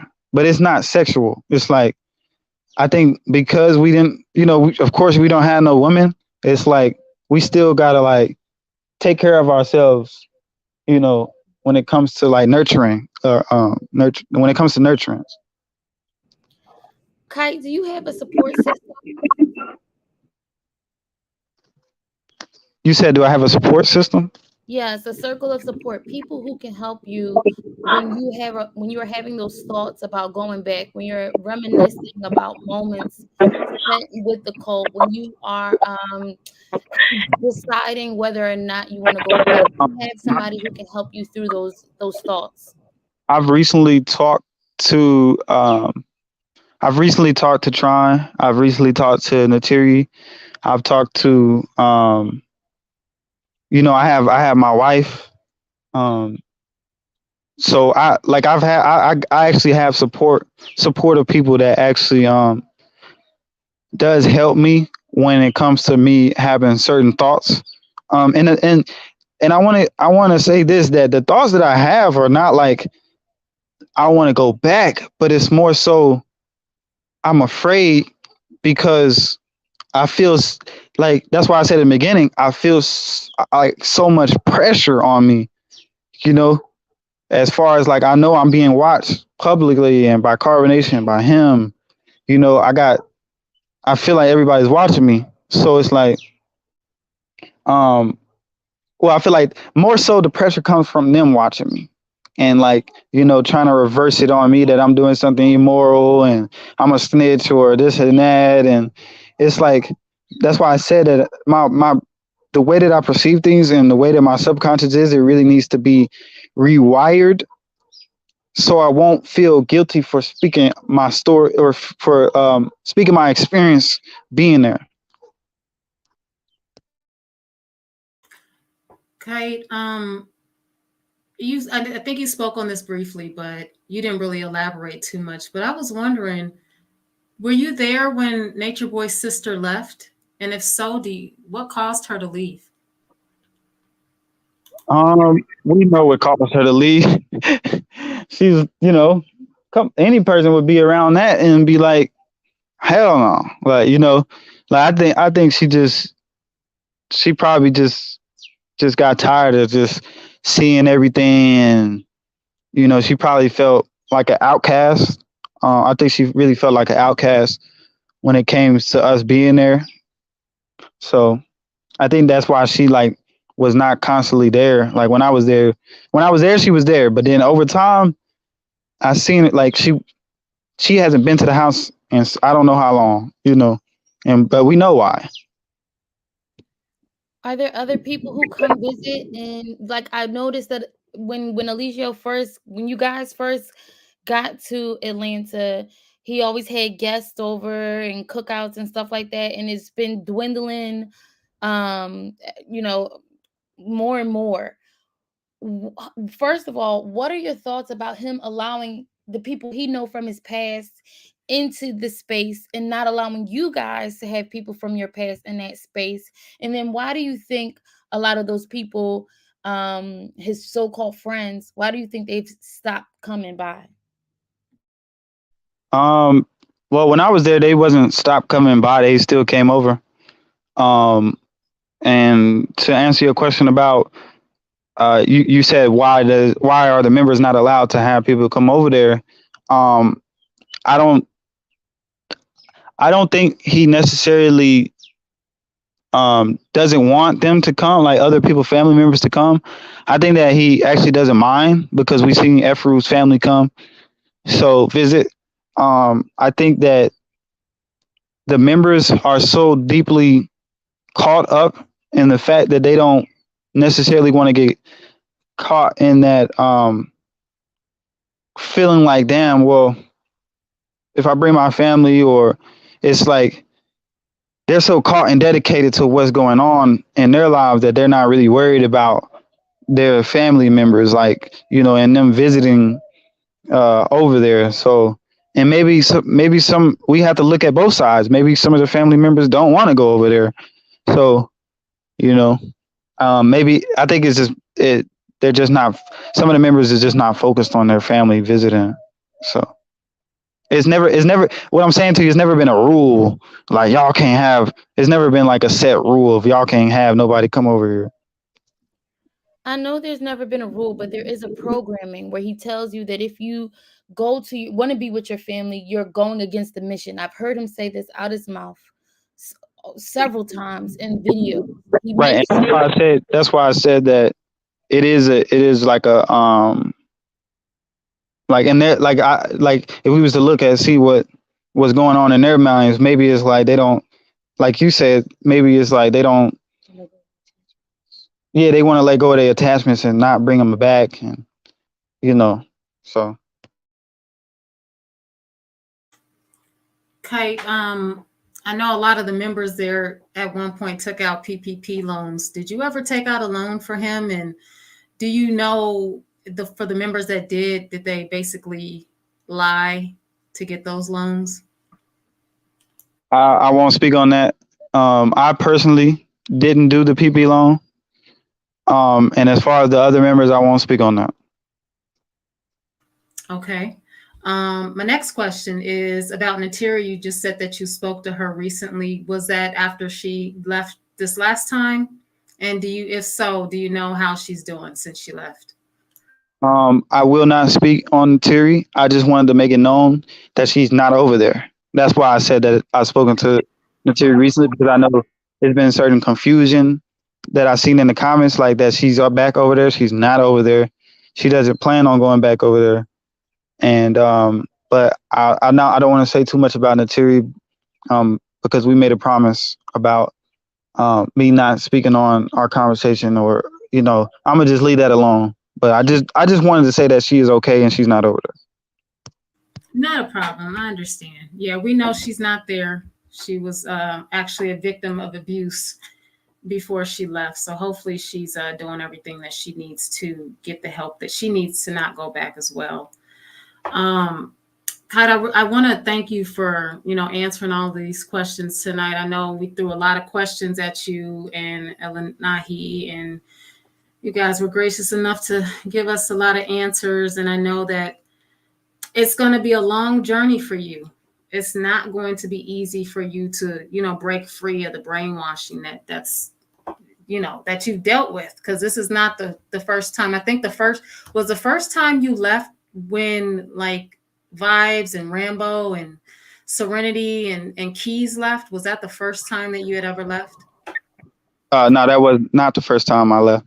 That was the second time. I had met up with Caliber in Dallas, because I'm from Fort Worth, and Caliber was actually in Dallas, and I met up with him and left with him to go over there the second time. I didn't came back, and I didn't came there and left so many times. But yeah, that was actually the second time, and I actually left with Rambo. It's actually on camera, y'all. I'm pretty sure you've seen it. I left with Rambo and Vibes and Serenity and Zen. What do you think? What do you think is different about this time? What makes you think that you are not going to go back this time? Accepting the fact that I've been a victim of mental abuse and verbal abuse. Because for the longest, I didn't want to say that. It took me 3 years to even speak up on anything about it, because I feel like I was being loyal to him and committed to him. And I also think that I've always been a person that is going to succeed when it comes to breaking generational curses and healing myself. And I've always been serious about that. I think that it doesn't stop. It's not going to stop. And I think that I've always wanted to do better and do good in my life. And I finally do feel like I had the opportunity to really move on from this and really live my life and build something for myself that I see is actually beneficial towards humanity and our community. And I think that's one of the things that stands out about me, is that just because I'm not in CarbonNation doesn't mean that I don't want to still help my people when it comes to, whether that might be through media or podcasting, or it what I'm saying? Like, that's for me to figure out, as far as like how I want to go about helping our community. But yeah, that it's not going to go away. And also, my morality, the test of my morality doesn't go away just because I'm not in CarbonNation. So the journey continues. I know it's going to be long, but I will be providing for my family, for my daughter, for both of my daughters.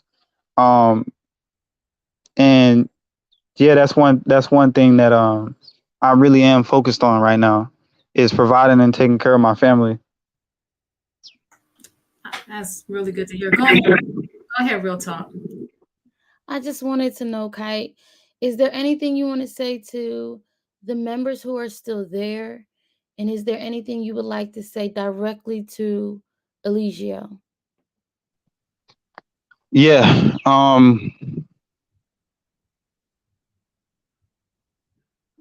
I know that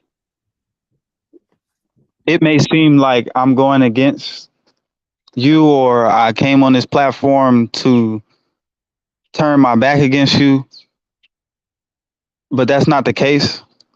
I actually do love you. Eligio, I'm speaking to you. If you see this, hear this, I actually do love you and want the best for you.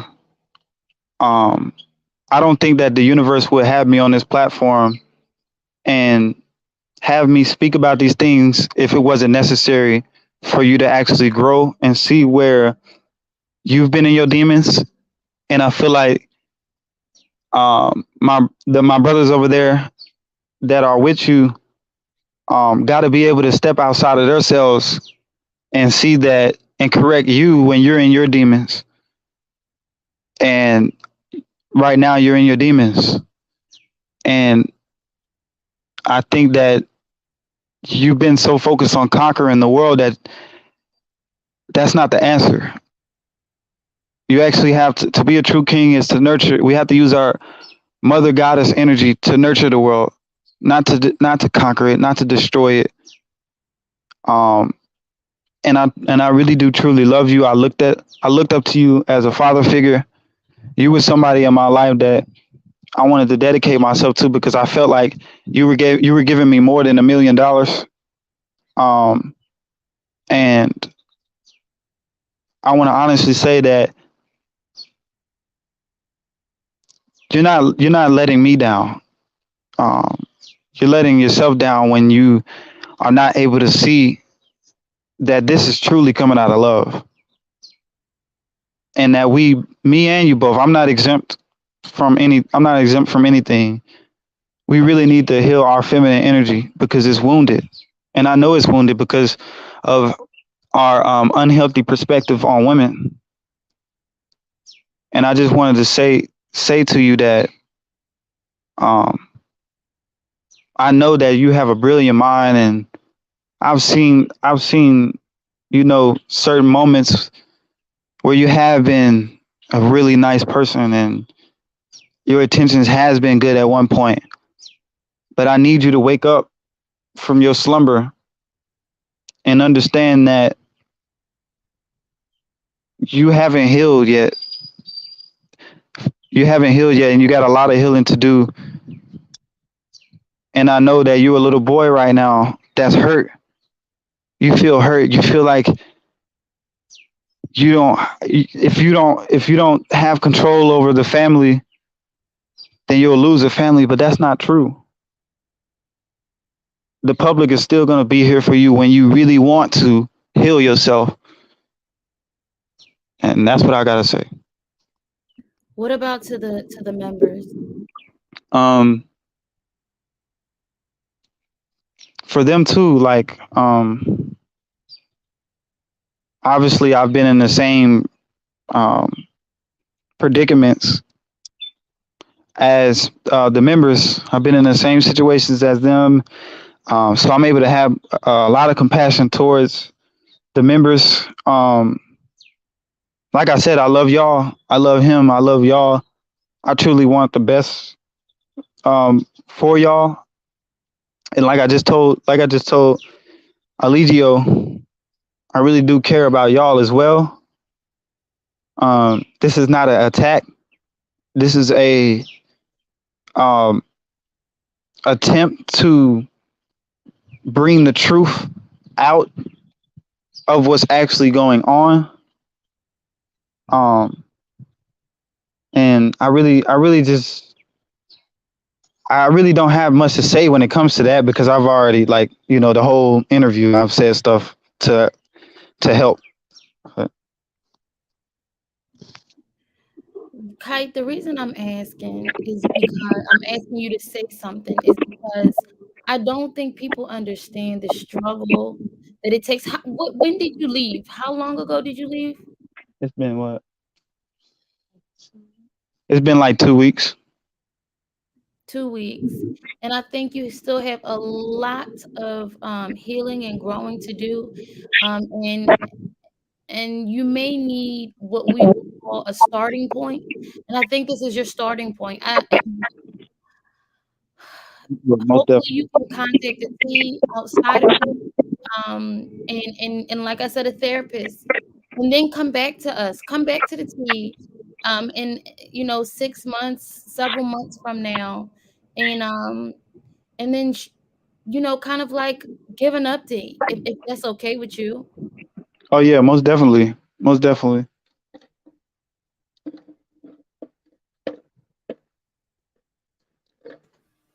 Yep, I have to echo real talk sentiments. I'm gonna thanks, Kite. I have to echo her sentiments. I know a lot of people really don't understand the depths of mind control, brainwashing, cult programming to the extent that Eligio has been able to place his members under. I know for a lot of people, this is unfortunately entertainment. But for those of us who know, we do understand it is going to be a long road ahead for you, Kite, for your family, for your woman, for your daughters. My advice to you is to not give up and to understand that you have the power that you were seeking in this man, who is a master manipulator. He is a master at mind control. A lot of people, speak down on Eligio because he does deserve that because of the way that he treats people. But the truth of the matter is that he has mastered mind controlling certain types of individuals, and unfortunately, you fell victim to that. He's able to gain control over people using a lot of different methods, including public humiliation, private humiliation, and even incriminating himself, saying the things that he's done to, big himself up, brainwashing, obviously. And I'm sure that there were a lot of instances in the background where he was, showing you guys his weaknesses, his emotional side. He's probably cried in front of you many times to try to pull at your sensibilities, to garner that attention and affection from you guys. And all of these are tactics. These are all tactics. The only person that Eligio truly loves is himself. And I want you to try to keep that in mind. I want you to remember that you can love people as much as you want, but I want you to also keep in mind that Tina Turner song, "What's Love Got to Do with It?" Because love is just one aspect. It's not enough. Eligio is a very wounded individual who needs some deep psychological healing, and he might just get that one of these days, but you just never know. I just want you to remember that he has a lot of emotional damage, a lot of emotional baggage, and for the time being, I just hope that you really focus on loving your family, loving this woman that has stood beside you. She's very intelligent, she's very bright. She's a strong young lady who, and you guys can go far together. um, please don't forsake her. Please don't forsake your daughters. They need you more than Eligio will ever need you. They're who you're going to, they're going to love you. They're going to always be there for you as long as you're there for them and showing them the way. You got to be a good example to them, and be a leader for them. Even if you don't know what you're doing, just take baby steps. It's hard being a man. It's hard being a woman. But you can grow into any role that you want to put yourself in using all the tools that you've learned throughout the years, even from the co-leader. So I just want to thank you so much for having the courage. I know a lot of people say, "Oh, you've done this before," and I don't see that you've done this before. So I thank you for coming on my platform and for telling your truth. And I know that you have another interview coming up, so feel free to plug that here. Your next interview that you're going to be doing in person with someone. Feel free to let the audience know about that one as well. And just really focus on your family right now. Focus on yourself and focus on your daughter. And, keeping your mindset healthy mind state, and not feeling any guilt for leaving behind a cult that really has threatened you since you've gone. They have threatened your life. Although I hope that you are not fearful, because Eligio is literally powerless without all of you surrounding him and worshiping him and praising him. He needs that. You don't. Normal people don't need that. So just please try to keep that in mind. And you've done a great job today. So thank you so much for your courage and your strength. And keep it up. Keep that throat chakra strong, and speak up whenever you feel the need. Talk about your experiences and help others to stay away from joining this cult, because it's nothing good, unfortunately, and it's just going downhill. That's a fact. I also want to give a Elinahi, when I say you are a very strong woman, are you there? Yes, I'm here. Thank you. Thank you for being who you are and what you are. If it were not for your resilience and your individual strength, Kite would have no one to go to come out of with. And that is why Eligio separates the men from the women, because together you guys are strong and powerful against him. Do you understand that? Yes, yes. It's been a lot. I know I've had my moments where I just completely like had no sympathy for Kite because I was hurt. I was hurt by the situation. So feeling like that. yeah, so it's been a point where I told him that he wasn't never gonna see his daughter again because I was just that hurt. Like I completely. But then I knew upon doing research on cults and cult leaders and the psychology of how the cult members are, I noticed this he's a victim. And I can't blame him. If I'm his family and I'm telling him you can't come back, then he has nothing because he definitely ain't got nothing over there. He's not getting there's no love being reciprocated over there. So of course there has to be, I feel like, yes, this has to be that he has to have something to fall back on. And we have a child together. I don't know, it could have went different if we didn't have a child together. Who knows? But the universe knows what it's doing. So the fact that we have a child together, that love for him will never fade away. And that's what I was. I probably look bipolar, like texting him, "Oh, you can't come back," or "You can come back," or "You can never come back," or "Please, you have a home to come to if you ever want to leave there." But I just want him to know that I'm always there for him, and always wanted to be just like a woman who's had her man back, and like upon like being in like relationships where narcissistic relationships, that's what I was always trying to display, that I got his back no matter what, no matter what, no matter what. But now that I have like better judgment and I'm older, I can like discern what's good for me and what's not. And I feel like Kite is not a bad person. Like he's not a bad person at all. Like Kite has a huge heart. Like he's a great person. Like he's a very divine being. And we made a very divine being together. I feel that in my soul. Like we have the same birthday. It's a lot of synchronicities that we seen together. Yeah, Sakani was born on the same day my mom. exactly. The baby's birthday is the same day as his mom, February 27th. And it's just a lot of divine synchronicities that the universe tell us you guys are supposed to be together. And you know, that's what I feel in my heart. Exactly. It's a mission. I want to also say, you guys, wherever you guys end up as far as your physical location in the future, please, guys, don't hesitate to seek out some sort of, you guys can even do couples therapy together, just so that, you both, and especially Kite has a platform where he can like kind of reveal some of the deeper, darker things that he might not be able to speak about in an interview. It's really, really important that you guys speak with a professional to help to deprogram, so that you really go through this process. Part of your healing process is going to be that. It's going to need to be that in order for you to truly be okay. You can't just, walk away from a cult that you've been a part of for all these years and think you can do it alone.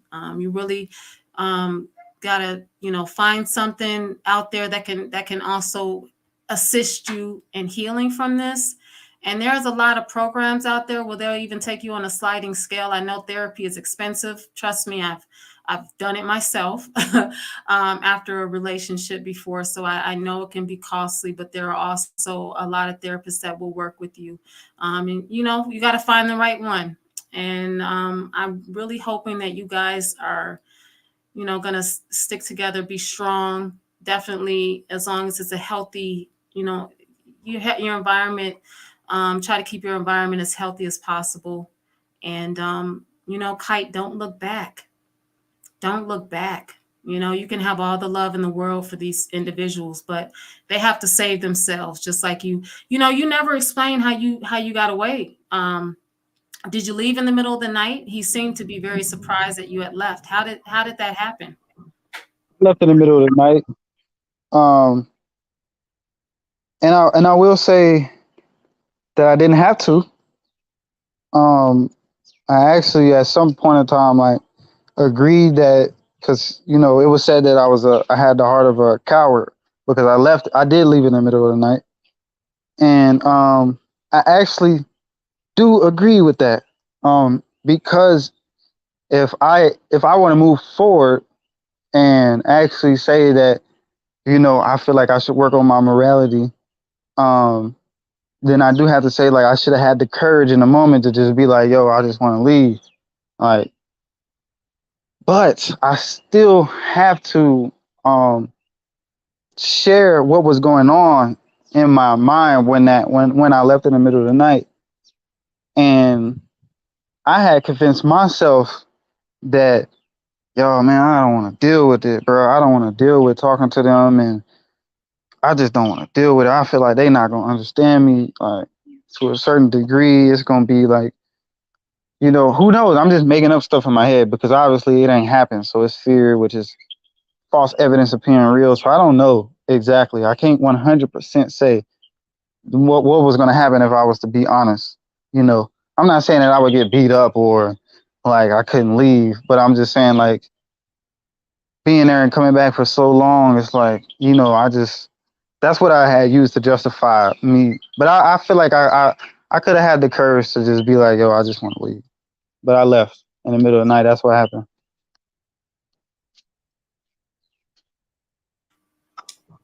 Well, thank goodness for that. I know we've been talking for almost 2 hours now. Are you guys willing to take questions from the audience, or are you wanting to wrap it up, or Yeah, the our baby's sleeping right now. So, yeah, we can keep going for now. you said what did you say? I was saying that now is actually a good time for us to take in questions right now as long as we can because Sakani's actually she's asleep right now. So now we got like time to we still got time for answer questions. Okay. What I'll do, I will. I'm gonna put the link in the chat, and I ask that if you do come up here to please be respectful. If you are disrespectful, I will remove you and I will block you from this live. So feel free to come backstage if you guys have any specific questions that you want to ask Kite or Elinahi. Um, I just want to say I have to go because I do have to tend to my little ones. But Kite, hang in there. You are getting stronger every day. It's not going to be easy in these first few months or years, but hang in there. And as long as you truly look within yourself, for the answers that you are searching for. You'll be fine. You just have to break those spells. T, thank you so much for allowing me to be your co-host today. Thank you. I appreciate that. Thank you as well, Real Talk. Thank you for your questions. Thank you for your support of Kite and his family and Elinahi. And I appreciate you. Have a good rest of your day. Thank you. Bye, everyone. Peace. Bailey, you're on. Hi, T. Hi. It's been a long, long journey for us. It sure First has. of all, I want to say thank you for making me a moderator. I appreciate it 100%. You're quite welcome. I had a question for Kite.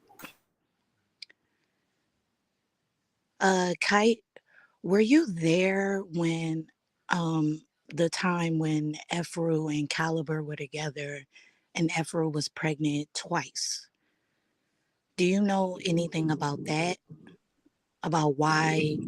Because I saw on a live that she said she gave herself abortions, like she got rid of the babies herself. But can you confirm or deny about her and Caliber's situation? I can't because I wasn't like at that time I wasn't over there. So I don't really have that much information, or not information at all. The information that I'm saying that I have is like based in like my subjectivity, because it's like from what I can piece together is like I know or would think that, in that situation of Efru getting pregnant, it's like I wouldn't doubt it in my mind that he told her, like, get an abortion. Not Efru just getting an abortion from Caliber just because she wanted to, but because she was influenced to. So, but that's the only thing I can say. But I wasn't over there at the time, so I don't know what happened. Okay. And one more question. Were you over there when my Mama Dia was over there? No, I wasn't over there when Mama Dia was over there. Okay.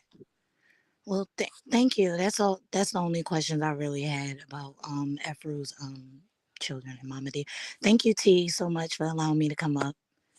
Thank you, And I Bailey. appreciate you, Kite, for leaving. I hope you stay gone, and I hope that your wife is holding you down and making sure that you're okay. And anytime you want to come around, in the chats, we're in the chats all the time, so we support you.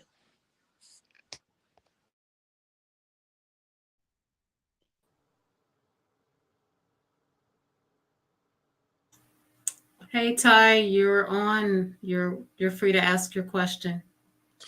Hey, guy. I don't really have a question. I just wanted to send you guys some love and light. You are doing great, and sometimes being adult just gets hard, even if you didn't go through, something as traumatic as you just went through. Like just waking up every day and having to be responsible for children and, a wife and everything in life, or a husband. Like your wife is. It's just sometimes things can get tough, and especially with what you just been through. I know you may feel confusion and all that, but I just don't want you to feel like it'll be the end of the world and you may want to go back. Just, I just felt like I should say, don't go back no matter what you do, and just peace and blessings to you, your wife, and your beautiful children. And I just, pray that everything works out for you. Glad to hear that. I appreciate that. Thank you so much.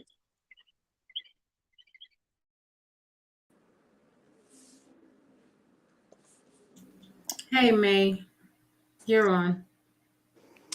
Hey, can you hear me? Yep, we can hear you. Okay, great. First of all, thank you for the amazing videos you've been doing. We appreciate you. Um, two questions. One, I wanted to know, how much does Eligio control their social media? Like, if they're, I notice like all of their social media constantly changes. As soon as he changes his, like all of their content on Instagram is now gone. Like, are they allowed to DM people and answer questions or keep up any type of contact with people outside of CarbonNation without his interference? And the second question in reference to like all of the porn that these young ladies are doing with Eligio on Twitter. Um, could that possibly be, in his opinion, another thing that keeps the women kind of trauma bonded there because they feel as though they've been put on the world's platform in a way that's shameful and they're not comfortable going back home? Mm. I think I'll allow you to answer that as a woman. Elinahi, the second part, and for the first part, you are allowed to, talk to whoever you want to talk to. Um, but there's a sense of feeling bad for talking to certain people, or it might be like, I don't know, if you're not being honest with your own self when you're there, it's kind of like, if like, let's say you texting somebody about like, oh yeah, I saw this and this shit is crazy. It's like, I mean, of course, if they see that, they're gonna say something. But it's like, so in that sense, it's like, you kind of like, when you're there, you got to understand that like, you got to be with the group, because that's what is powering a cult. Like, you have to be a part of it and give your energy to it. Right. So if you're not giving your energy to it, it's going to be peaked by the group. You feel me? That you're Right. not giving all of your energy to it. So So they're it's pretty, not I'm like, sorry. So they're pretty much convinced in their own mind that they would kind of, exactly like right. I see what you're saying.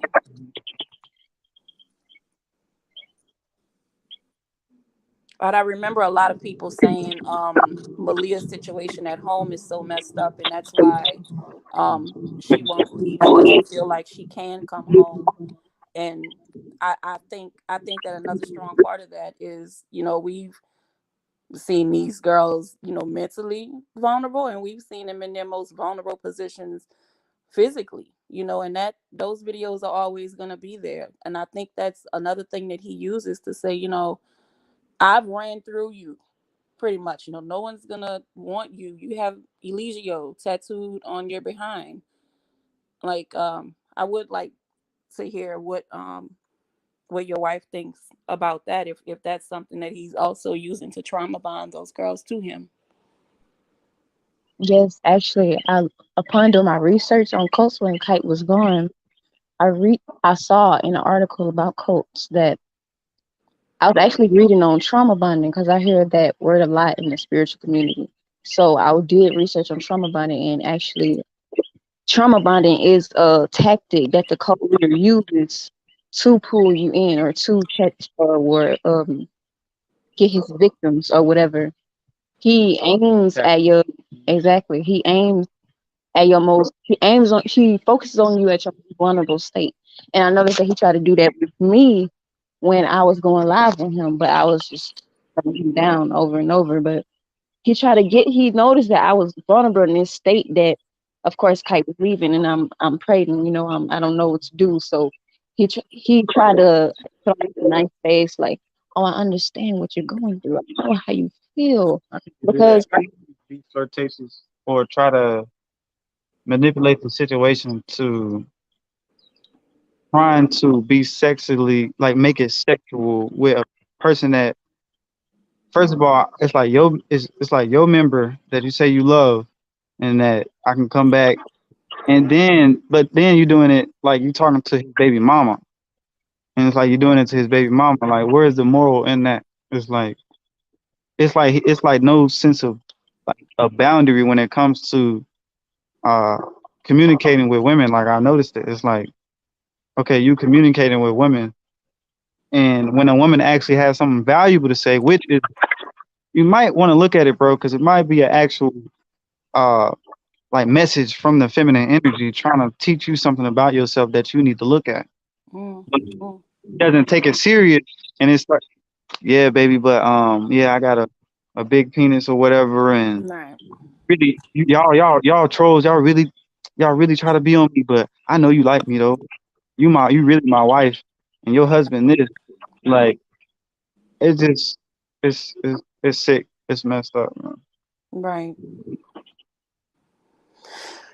Well, you did a tremendous job, and I just wanted to really quickly, so I know other people can have time to ask questions.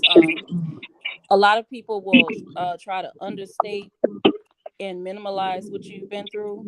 Don't let them, and don't allow yourself to really not truly understand the full impact of what you've gone through. It's not going to be easy to unravel that psychology, but you're on the right path. So I really, really wish you the best, brother. Thank you for that. I appreciate that.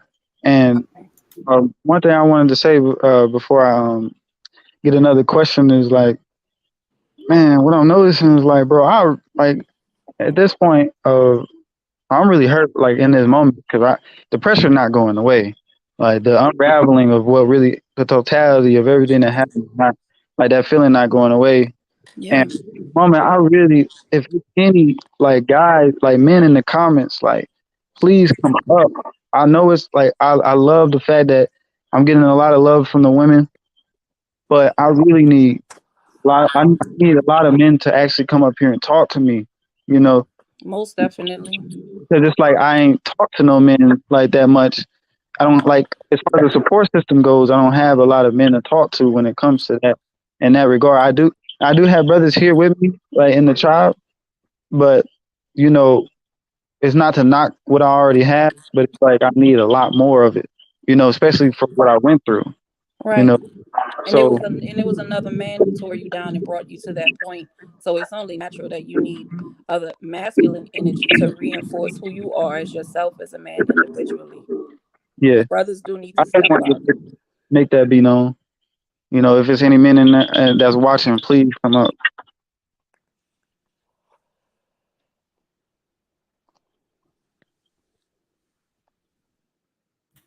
Thank you, May, for your questions and for your support. We're gonna go on to Quet now. Quet, Thank you. thank you so much. Quet, you're on.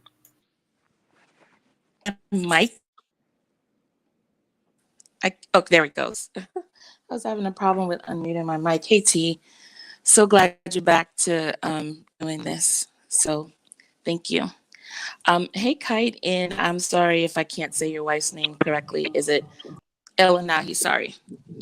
So just a quick background. I have experience with cults, right? And so some of the questions I want to ask you is really about, just you specifically. So how old were you when you first joined Eligio? 22. You were 22. And how old are you now? I'm 25 right now. Okay. So it's been a few years. Now, my understanding of cults is that there is a nucleus, and then there's like that outer ring. Would you consider your time with CarbonNation and with the Eligio like you were a part of his nucleus? You were right there close with him, or kind of like on the, because I could kind of tell there's some that he keep kind of close, like a Solar, a Musa, True, and then there's some that are kind of just like a little probably outside of the nucleus loop. Would you consider yourself to be really close with him? I see in that regard of what you're talking about. Um, and I want to say, um, man, that's kind of, I think both. I think both because when we are together in the family, that is the nucleus. There's no outside because everybody's there, you know. Um, but there is times So where you I'm, would be like close enough to know like the dealings of the finances, and like, when oh, decisions are being made, you feel like you would be a part of that conversation. you speaking in that way, like financially. No, No, nah, I wasn't Well, in that. close to be a part of that kind of those, because there's the conversation you're going to have with the larger group, and then there's the conversation you're going to have with those that are really really close. No. Usually with cult leaders, that's the way they kind of run things. And the last question I think I want to ask you is the period of time that because I do recall, I think I started watching around like those end days before you left in Mexico with Rambo and Serenity and Vibes and Flow. I hadn't noticed you though. That was the crazy thing for me. I had not noticed you until that video. And I was like, where did this guy come from? But how long do you think, like within the period that you came and then left, what's the longest you were with them?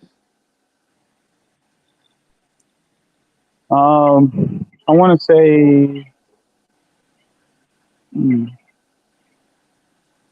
like almost a year. Probably the longest I've ever been. Probably Oh, wow.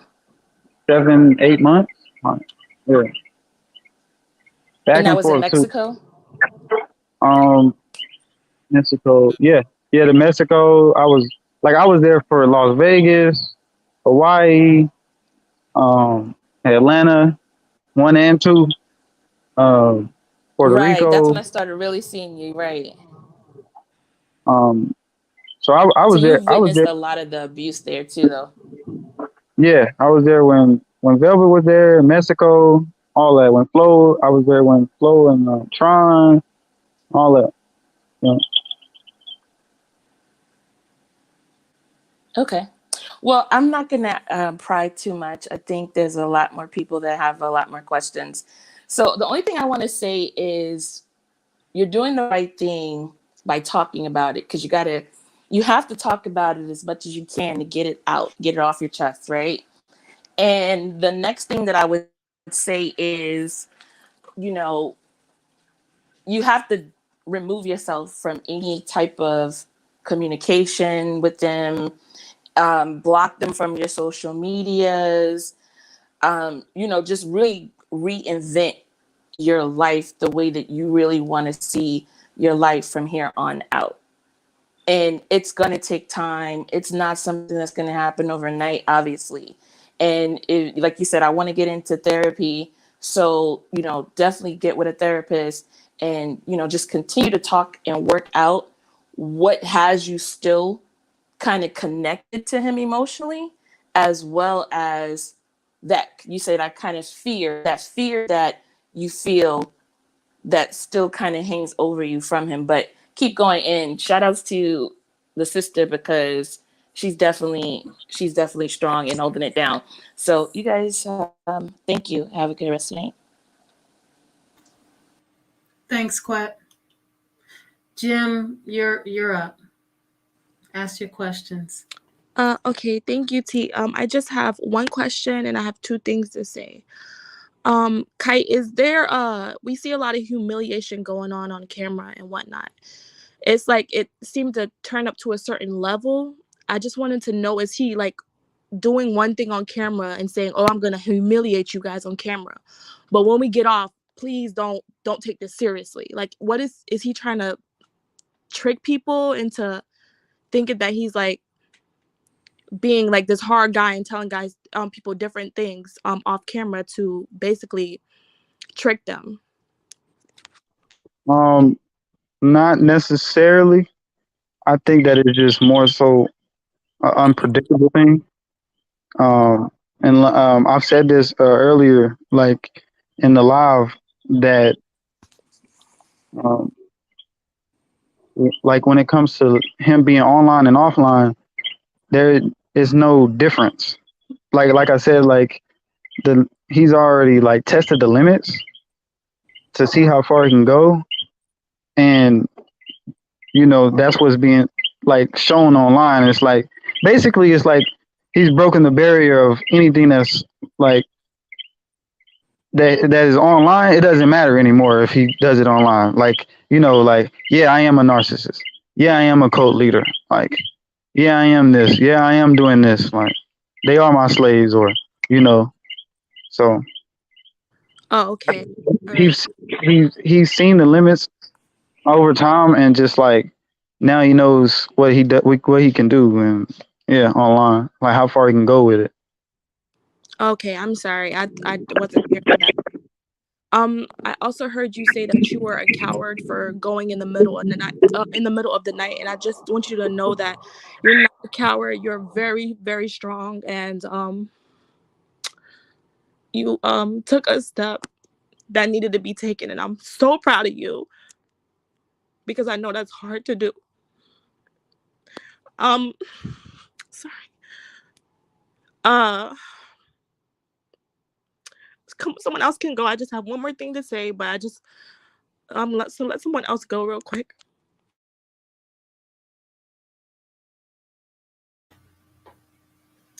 MJ, you want to go ahead and ask your question? Oh, hey T. I'm on the same side of everybody. I'm glad you back doing this. We needed you.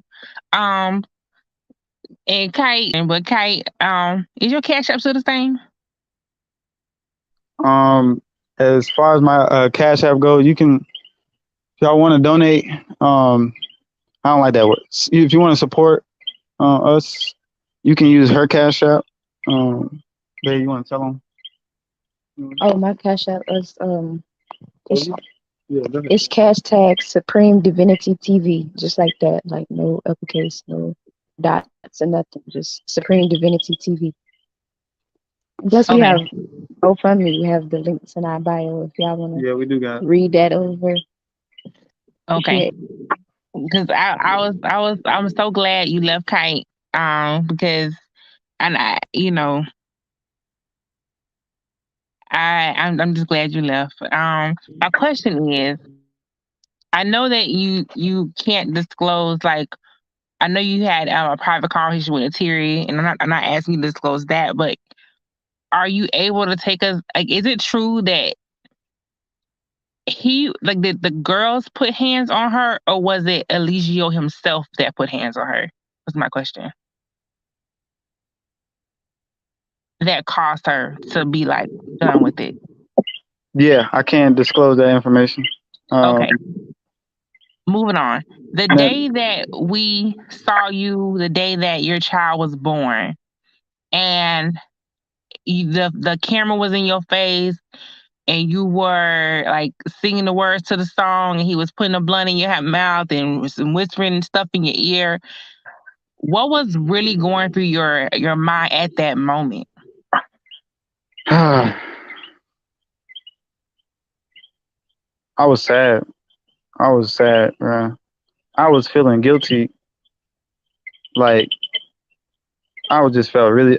I had felt guilty for, like since I've been there. Like you know, like and the couple of days that I was there, or whatever, in the beginning, and like when I got on camera, like I can't like your body is not gonna fake for you, like you know, and so like I tried to make it a good thing, and you know, like he makes it seem like it's like you got to use the knowledge, the quote unquote knowledge, to get out of your demons and to make you stop overthinking about it, and but it's like you know, like truly feeling something like that about like damn, like I feel bad, and I want to go be with my daughter, and you know it's like true nurturance. If you really wanted to help somebody, it would be a sense of like, damn, like I want to help you reunite yourself with your daughter, and it's a lot. I'm sorry. It's just a lot. I understand. That And now this my last question. I'll let you go. The thing of, does he prepare y'all to say that you guys are actors, or tell you to be a certain way? And in my mind, I would think that if someone was telling me to tell him it's all an act, I would know that then obviously what he's doing is wrong. but it's just not registering them. But does he prepare y'all to lie to the police or like to the public on cue, like you're coached? No, it's not like that. As far as like, it's just like imagine you just like you regularly living in a household with a group of people. And this is not like what you're. That's what I wanted to make known, like in the beginning of the live, is that like this is not. He's not entertaining um anybody. This is an actual form of him abusing his power. Like he's actually using his power for his own entertainment. Like, but the deeper, uh, like what you're seeing on a deeper level is people actually become like being victims of of the um of the narcissist. Mm-hmm. Okay. Well, thank y'all, and y'all Thanks. be blessed on your journey. Okay. Jim, do you want to finish? Did you want to finish asking your question or? Yeah, I just wanted to say, to if there's any like CarbonNation women like listening in or just hearing this, I just wanted to tell you guys that I do porn for a living, straight up. And what we are looking at on Twitter is we don't see that as porn.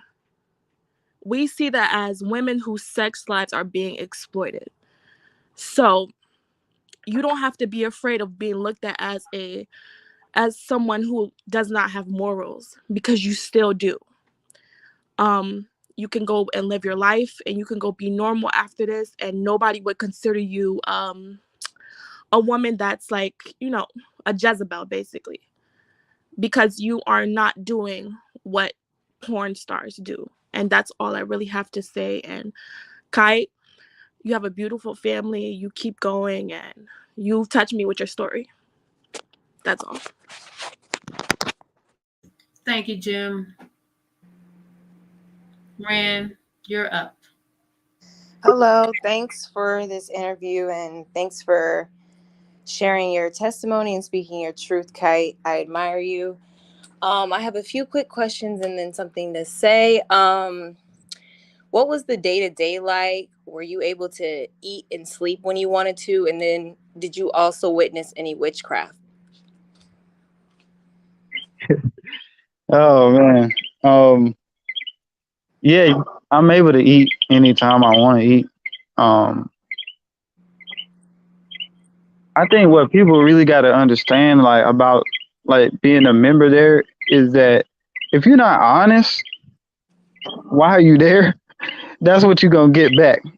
So like if we have a meeting and we're in the meeting, and if you're really hungry and you don't speak up about it, nobody's gonna make you feel bad about being like wanting to get something to eat. I just think I don't know what it is. It's like they drilled it in. I don't know if they want to make him happy by because he's constantly like basically he sets this standard of what being a guy like is, like what God like is.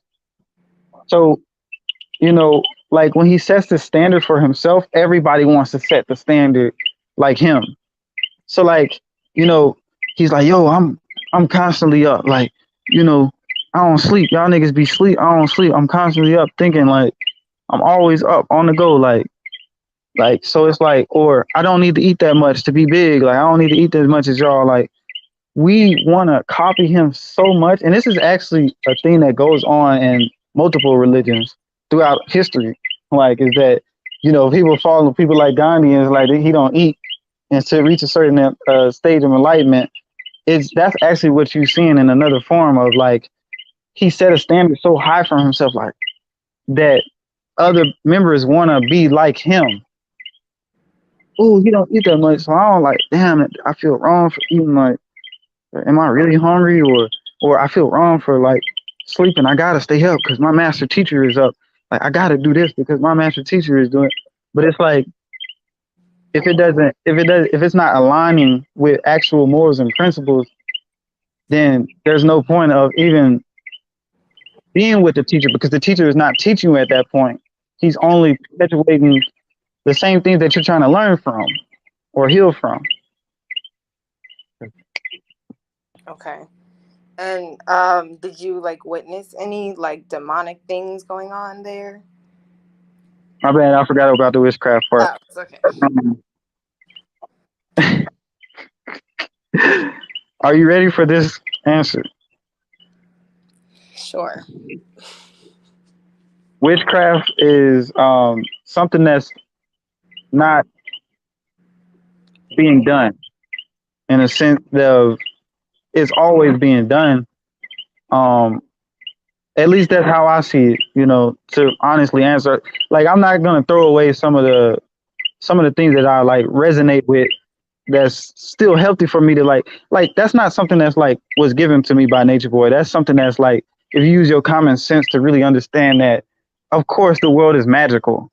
Everybody's using magic, and the real this is what we grew up in, a system that they didn't want us to use or see these certain things as spiritual. Psychology is spiritual. Biology is spiritual. Using all of these, that's what he's doing. He's using all of the real magic to actually do witchcraft. So it's like, yeah, that's being done everywhere. This is like Harry Potter. This is literally like everybody's doing magic. Like, it's just that he's abusing it. Yeah. Right. So he's abusing it basically. And then another question I had is that so happy and proud that you left, and don't ever feel like a coward for leaving in the night and doing what's best for you. Like, don't ever make yourself, or think that you're wrong for doing what's best for you. I just want to know what was it that clicked? Was it your family? Was there like a breaking point? What clicked in the moment that when you left? Oh man, a lot of things clicked. Well, when I first got there, in Atlanta, a few days of me being there, like, I was already being told to leave, and like, man, that hurt my feelings so much, bro. It's like, I went over there, and I'm like, yeah, like, I'm back with the fam. I'm back with you. Like, I'm back, I'm back with my teacher, like my OG. And then it's like, yeah, I'm watching you. Like, you got a moon square Pluto. You want to dominate everything. Like, uses astrology to validate, and use reverse psychology. But when I was over there, I was actually, like, a few days when I was there, I was actually told to leave, because I don't even know, like, the real reason of why I was told to leave. It's like, it's like, man, it's so much, and I can't. I'm gonna have compassion for myself, and I'm like, I can't say every single thing in this one. So right, as you should, you give yourself your time to work through that. And then my last question is there anything you think we can do as a community to help? Because I've been in an abusive situation, and like, it really was on me, even though if other people told me like they thought I was being abused, I would defend, but it was when I felt like I was ready to go. So it's like, I'd be watching it thinking like, how is there anything we can do, or is it really gonna just be up to the person to I think that our jobs, as waking up and realizing the things that have been done to us, I think the real work is speaking up about it, because, and not to a point where you try to manipulate the public into giving you money, or you try to, like, even like, that's why I said, like, I spoke to Tron, and I'm glad I spoke to Tron, because it really made me keep my morality, even though I'm not in CarbonNation. That doesn't mean that, I don't have to make, like, I still have to make something of my life. Like, I can't let this bring me down to the point where I don't want to do anything. And I also just can't let it be that this is my power. Like, this is my power when it comes to actually creating something for myself. I don't want to use this as a battery, but then again, it's like like I'm attached to it. So it's nothing I can do about that. I'm attached to it, but I really think the real work is really speaking about it and learning and like because essentially like I know because I was a member and other people has been victims of it and um yeah, of course you're gonna have to come to your own awareness of what's being done to you. But if you really look at it, it's still gonna go into their subconscious mind regardless, you know. And you can still help plant the seeds. That's Mhm. like Malia might need to hear this. Right. He might be surrounded right now by them, thinking, they might, yeah, this nigga this nigga that, and like, the women might be hearing it, and they might not even be even listening to me really, like, but hopefully it reaches some of them, Mhm. and that's why you gotta speak up about it because you don't know it might actually do something, you know. So Okay. And then the last thing I just have to say was just like a little bit of my testimony and just saying that when I got out of my domestic violence abuse, therapy was a huge thing. So you being open to that is a very huge step. So definitely seek that out. And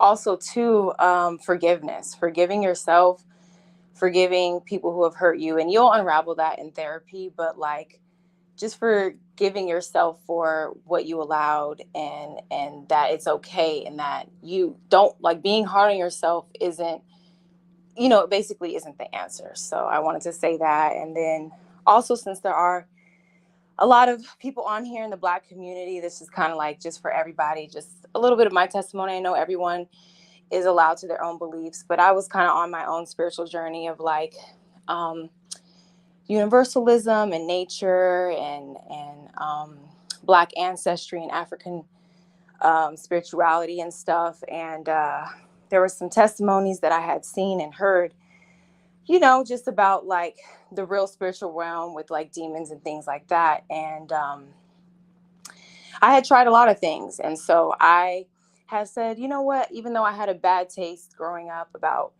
the church and things like that, I'm going to see, maybe see if Jesus would reveal himself to me if he's real. So I had did a prayer and I had my own encounter. Nobody told me. It wasn't a church. It was a one-on-one. And I just want to say that I know a lot of people have a bad taste in their mouth about the Christian church, but just don't close your hearts to Jesus, because he is real. He is Lord. And Eligio will and his demons will have to bow down to Jesus. And that's all I wanted to say. Thank you, Rand. Thank you for having me. Take care. Lucid Queen, you're up for questions. All right. Hi, T, and hi, Kite and Elinahi. And I do want to say congratulations on your new precious baby. I do have a question. So recently in some of the lies, I've been seeing Nature Boy portray the three God. And when he's in that character, or when he's coming to the end, I saw him sit in the chair. He takes this deep breath and acts like something is leaving his body, and then he turns into a different character, and he would cry and act weak and act like he didn't know what was happening to him. I want to ask you, is the three gods something that he is channeling, or is he capping? um that's I mean I think that it's just he wants to constantly reinvent himself, and he has to constantly put up, like he has to constantly like do things in order to be delusional about what's really there. So he tries to seek understanding like through knowledge. You know what I mean? And I'm not saying that there's anything wrong but being a truth seeker, but I think that it becomes like a mad. They always say like the mad scientist. I think that he became a mad scientist and forgot about his morality. And that's the thing that I had to like come to terms with. Like, I'm not about to sit here because he told me like even like I had went up to him because I was still thinking about like how I left Elinahi. I'm like, yo, man, I still feel bad, even though you gave me some understanding of it. I still feel bad. He told me um that even after I showed you the magic of the universe, even after we saw the eye of Horus in the sky, and like even after all the science that I gave you, and I'm like, bro, like at the end of the day, like we came here, it's a test of our heart, bro. I gotta go take care of my child. Like that's how you know what I'm saying. That's how I felt deeply. That's how I really felt. And it's like I had to really like dissect that within my own mind. Like, yo, what was that when that happened? Like, oh, he was okay. It was the fact that yo, he's become a mad scientist, but you like you didn't want to compromise your morals for it's like joining the Freemasons and forgetting about your family. It's like it's like being a scientist obsessed about understanding the universe so much that you forget to live it life with morality. Okay. So you're saying that the three God is actually a part of him and it is him. Right. Okay, I got you. Well, thank you. That's the only question that I have. And I do just want to say to you that I noticed that you kind of made it sound like sometimes you feel like you're being disobedient or might feel bad because you left. And I just want to say that's the glue that keeps that cult together. The shamefulness, that's a use to keep the glue. And without that, the members could freely go and come back and do whatever they wanted to do. And I'm not saying that's good or bad. I'm just saying that that is the glue. But I wish you and your family the best. Thank you guys. And thank you, T, for letting me come up. Thank you so much, Queen. Urban, I don't know if it's you or Amani who's been waiting longer, but Urban, you can go ahead and ask your question, and Amani, you can ask yours afterwards. Thanks, T, and thanks to the Indigo family. I was just wondering your perspective of the cult members and like, do you think that they know that they are victims? And like, have you ever witnessed them unhappy or going through like a situation, and like how do they handle that on top of being already in a stressful situation? Well, first, if they knew that they were a victim of it, they wouldn't be there. But you got to understand something about some of the members that's there. Like the reason why I've left and came back and left and came back was because I knew that certain things just didn't sit right in my soul. Like, but it's just a constant like battle of not knowing what's real and what's reality. And I can't really speak too much on the other members and how they actually feel. I can only express like how I feel in this moment.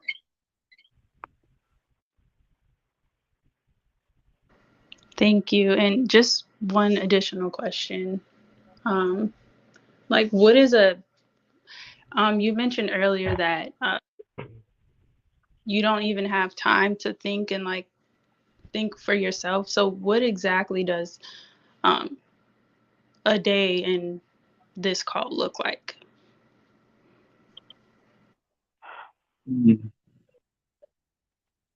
Um. Well, okay. You you have it to where obviously the house has to be clean. Somebody got to clean the house. So everybody, we all make sure the house is clean. Um, as far as like work that has to be done, of course, like you have to have people that manage like the food and like they go get the food and think about normal stuff, normal family stuff. And then the other things are like, they have so we had to think about that cleaning. um, and also like making sure that we doing whatever we can to push the culture of what we doing, and then on top of that, having meetings with him and um, I don't. It's just I would have to describe it in detail, but like I don't know. I'm kind of starting to get drained a little bit. Like it's still a lot like there. You know what I mean? So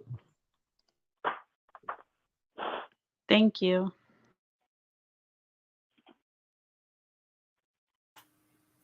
Thanks, Urban. Kite, whenever you guys whenever you feel that you've had enough, feel free to just say that. And yeah, I'll take like let's do three more, and then okay, we'll just take the people that are up here, and then that's it, guys. So, yeah. Amani, you can go ahead and ask your question. Can you hear me? Hello? Yes, we can hear you. Okay. Hi, Kai, Elinahi, and the team. Peace. I just wanted to say that I was listening to you, and I heard you say that you really appreciated this men out there. Can you hear me? Hello? Can anyone hear me? Yeah, I can. Yeah, we can hear you. Okay. I heard someone saying hello. I'm going to try again. Okay. I said I heard you saying that you would appreciate having some men come up here and speak to you. I was curious to know what is the relationship that you had with your father?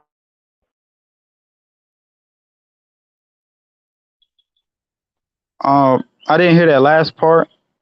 Um, they broke up. What is the relationship that you had with your father? Oh, with my father. Um, so I grew up with my I grew up in a very loving family. Um, and damn, there's so much, and I think I should say that for another live, but um, I actually grew up in a loving family, a big family. I grew up. I didn't have my dad, but it was like I had a village. I met my dad when I think I was around like 10, 11. Very later on in my life, and even then I wasn't living with him. I would just visit every now and then, but I mostly stayed with my mom and her side of the family. So I grew up with like my grandma in my grandma house, like with cousins, aunties. So it was a very like active environment for me. And like when it comes to my dad, I think there's still a certain um, like trauma there that I think I I would think that it would be gone by now, but of course it's not, because obviously my relationship with Eligio is a reflection of how my relationship is with my own father. So um, I think that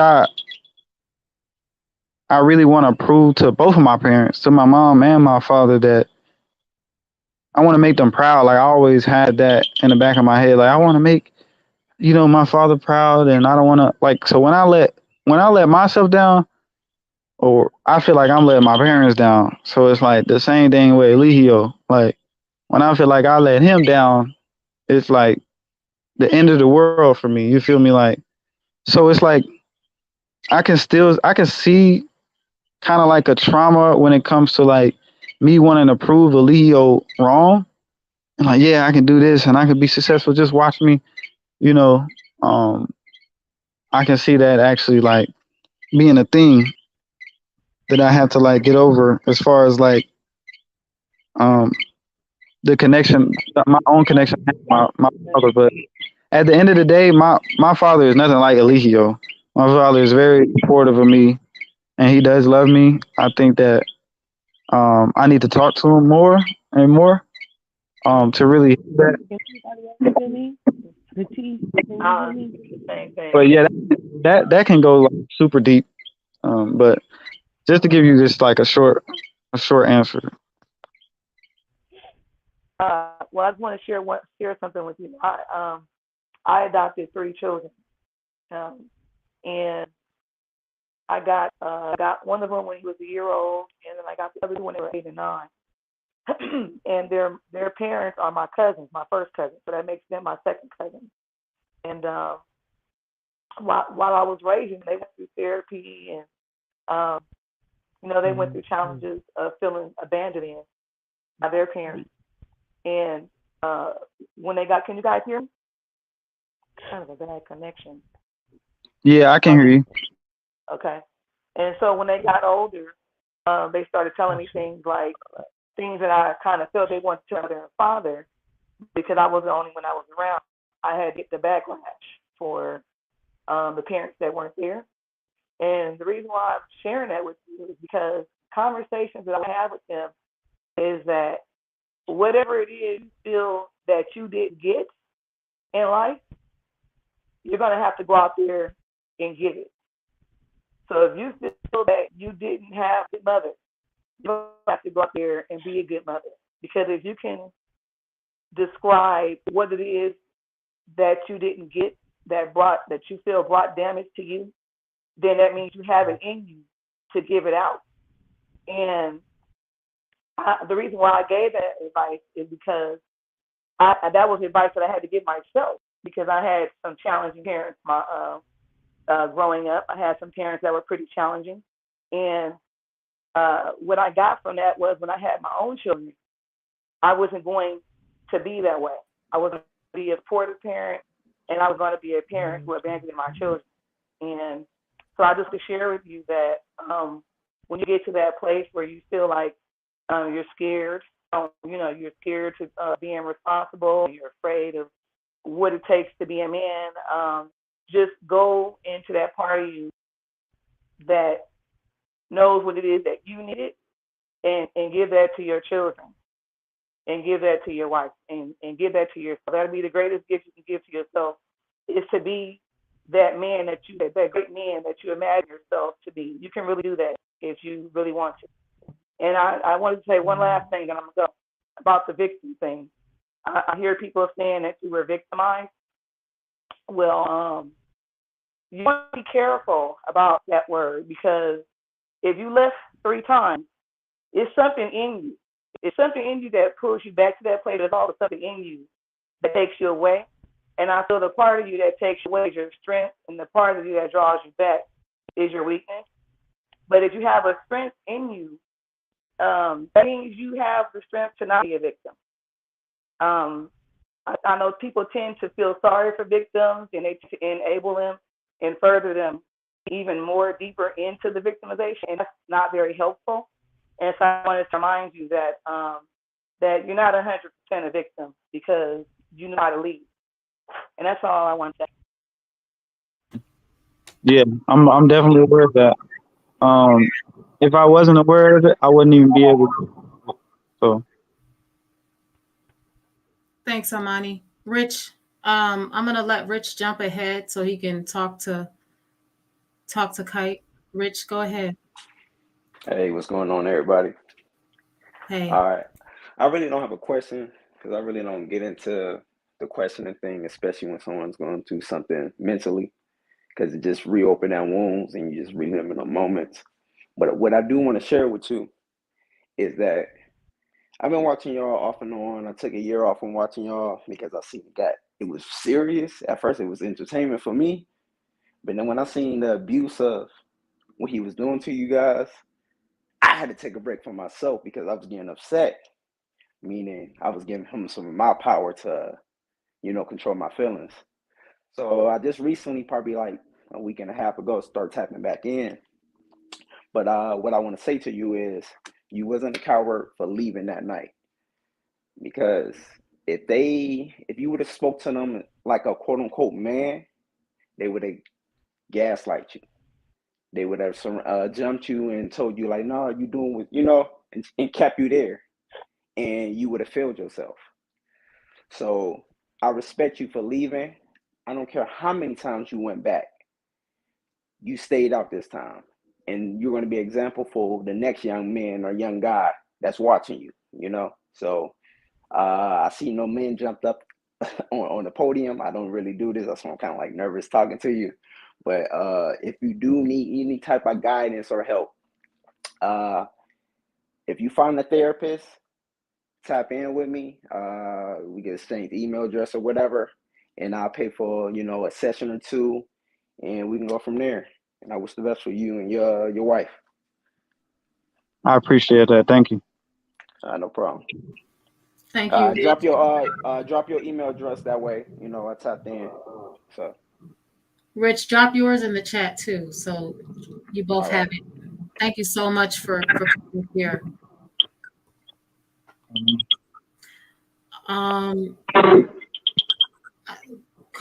So guys, I know we're winding this down. We're almost 5 minutes from the 3-hour mark, and I know Kate and his girl are probably tired by now, mentally exhausted. So we could just keep it short. You guys ask a question, one question, please, and then we can let them enjoy the rest of their night. Kofi, you can go. You can go first. Greetings. Can you hear me? Yeah, we can hear you. Hey, greetings, Kai. I'm sending you all some warm, positive vibrations and shout out from Central America. So, I have a question, just a short question. I had a few. I was writing down some notes, and I do want to say that there is a channel that I put together. It's not it never was a drama channel. There is a playlist of all kinds of cults, black and white, so that people can educate themselves about the patterns. So it's a two-part question. One is, have you taken the time to educate yourself? And perhaps, because a lot of times we can't see ourselves, especially when we're in something, have you taken the time to actually look at some documentaries of different types of cults to perhaps see the patterns of the cults, like to see what is similar? Say, for example, there's so many kinds. Have you taken the time So, to... okay, so I think that we should be aware that as the generations go on, each generation is going to try something new. And as far I grew up with, like, I didn't grow up with the internet, but I grew up like, I have the internet, like, so it's like I was like a geek when it came to research, like nerd when it comes to like learning about everything. And like when you're young, you're gonna try like new things that your parents haven't done before. So like with the cult thing, man, I already been researched it. Like I already been researched like what a cult was before I actually was over there. Um, and I was very well educated on what a cult was. I even understood that in some form or fashion, like, on a big scale, we have cults, like McDonald's is a cult in a sense, or, you got, but not to get too off on the question. I just want to be vulnerable in this moment and say that I wanted to actually be in a cult. Like I wanted to try it. Like I learned about it, researched it, and I actually wanted to put myself through doing that. Like, you know what I mean? And that's just the honest truth. I hear you.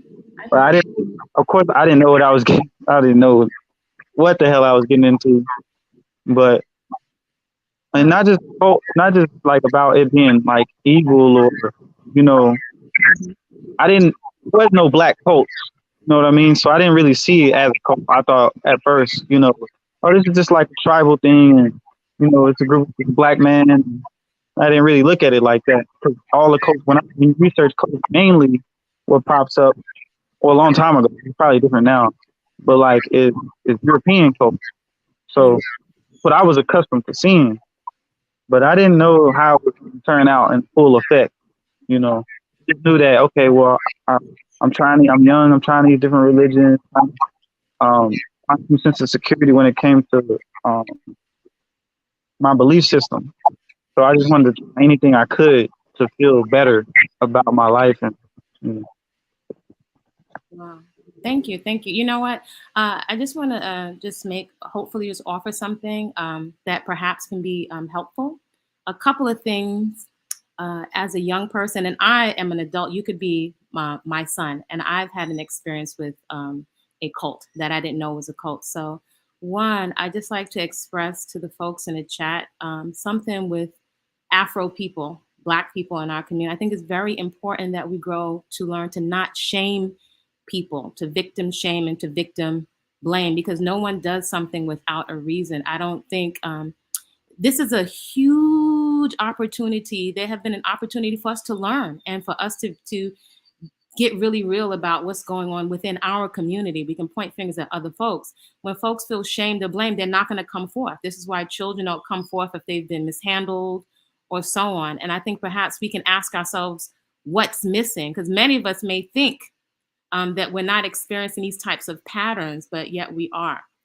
So I was going to ask you distinctions, and I'd like to make a distinction, something that you said, Kite, I think is really important. You said I wanted to experience it, and it would be easy for folks to say, oh, that's stupid. But if we look at the context, usually the cult leader or the manipulator is controlling the context. So we assume that we all mean the same thing when we do not.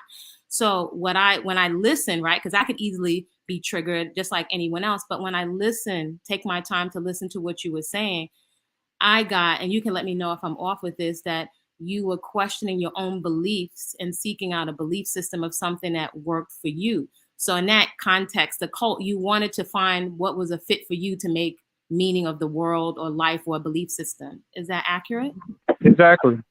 Like I said, yeah, I wanted to be part of a cause, or that's what I generally wanted to do. So, and I don't think that that's wrong. A lot of what is being exploited are things that are very, very natural to us. For example, although you've had a loving father, perhaps we take it for granted, and maybe we've become desensitized to that fathering energy. Most cults and manipulators, one of the main things that they take advantage of in all religions is the fathering energy. So although we can say matter of factly, I had a loving family, of this, the significance of knowing your other half, or that parenting, fathering energy is pretty much what is manipulated even in grown adults. So I don't think that's something to be ashamed of. I think perhaps we would grow if we start to understand the psychology.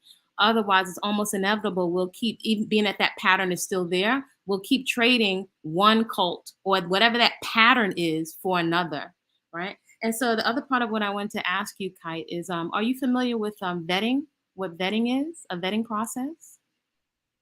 no. Okay, so a vetting process would be basically like, and we make an attempt to give this to our children, and now you are a parent. A vetting process, like if you go on an interview, or you're interviewing and you're running a litmus test, right? You see somebody, you love their style, they got gift of gab. Whoa, I keep hearing this term knowledge, which I think is really interesting. But again, I have to stop myself, because I remember when I was your age, we didn't call it conscious community back then. We didn't, I don't know really what we called it. Maybe we called it the cultural community back then.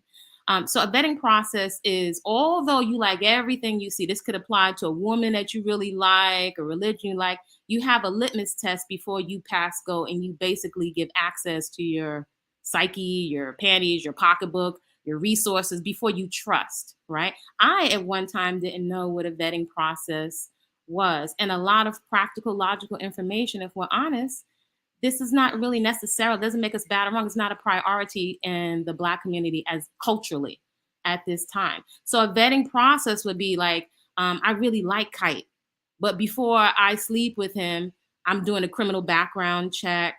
I'm going to cross-reference his character.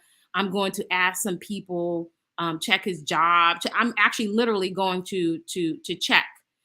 Even though I like what he's saying, I'm going to take my time. And even if all that information comes, I don't find any bad stuff, because I actually researched the cult that I experienced, and I couldn't find anything on the internet. So that is something that you did express, Kite, that you actually Googled and you didn't find anything negative. Now there's something, there's a lot more different people, right, speaking out about their experiences. So again, a lot of folks that came later, they were actually honest. I looked and I didn't see anything. So let's say you don't find any information. How can you tell and discern? And this is for all of us. How can you tell who you're talking to? How can you tell what their motivation is? So a vetting process would be you're asking a list of questions, and you're doing more than Googling. You're Googling some things that are specific. For example, Interpol. Have you ever heard of Interpol? No, I haven't. So let's say, like, I've lived in another country.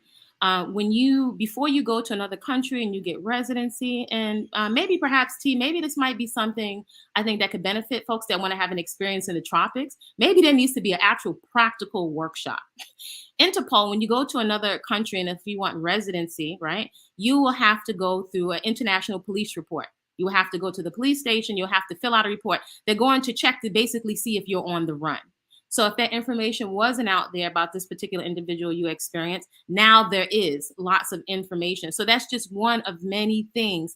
There's a literal check that's done on you to see if you're a crime. They actually do different types of STD tests before you come into another country, right? That would be part of a vetting process. Perhaps on your end, when you're looking to go to another country, right? Everybody wants to go to the tropics. What I think is amazing, and just maybe it's just age, I don't know if folks are considering the economy of the countries that they're going to, and that there are already people that are there.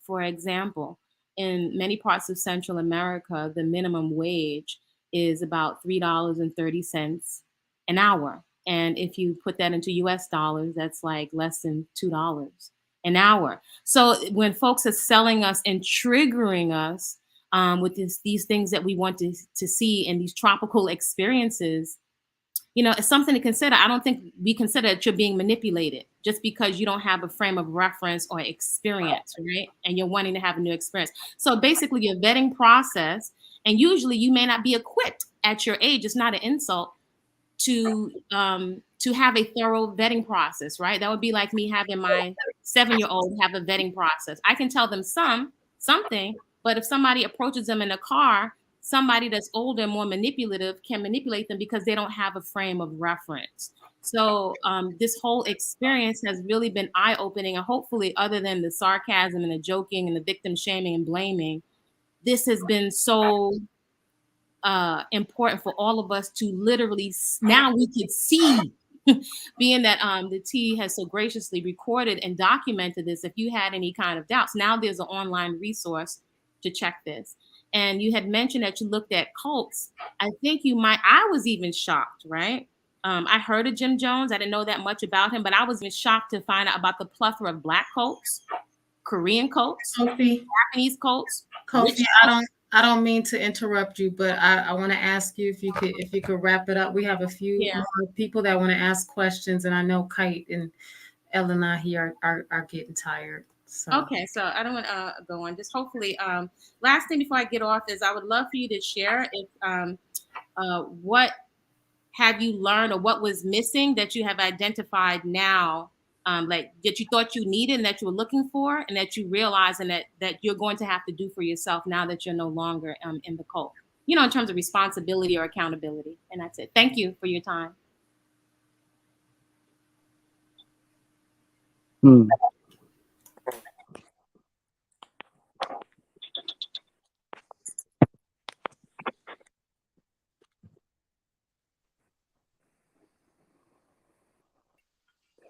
That's a good question. Hey, what's going on, Cole? Who is that? Oh, that's This is Light. Yeah, I am Light.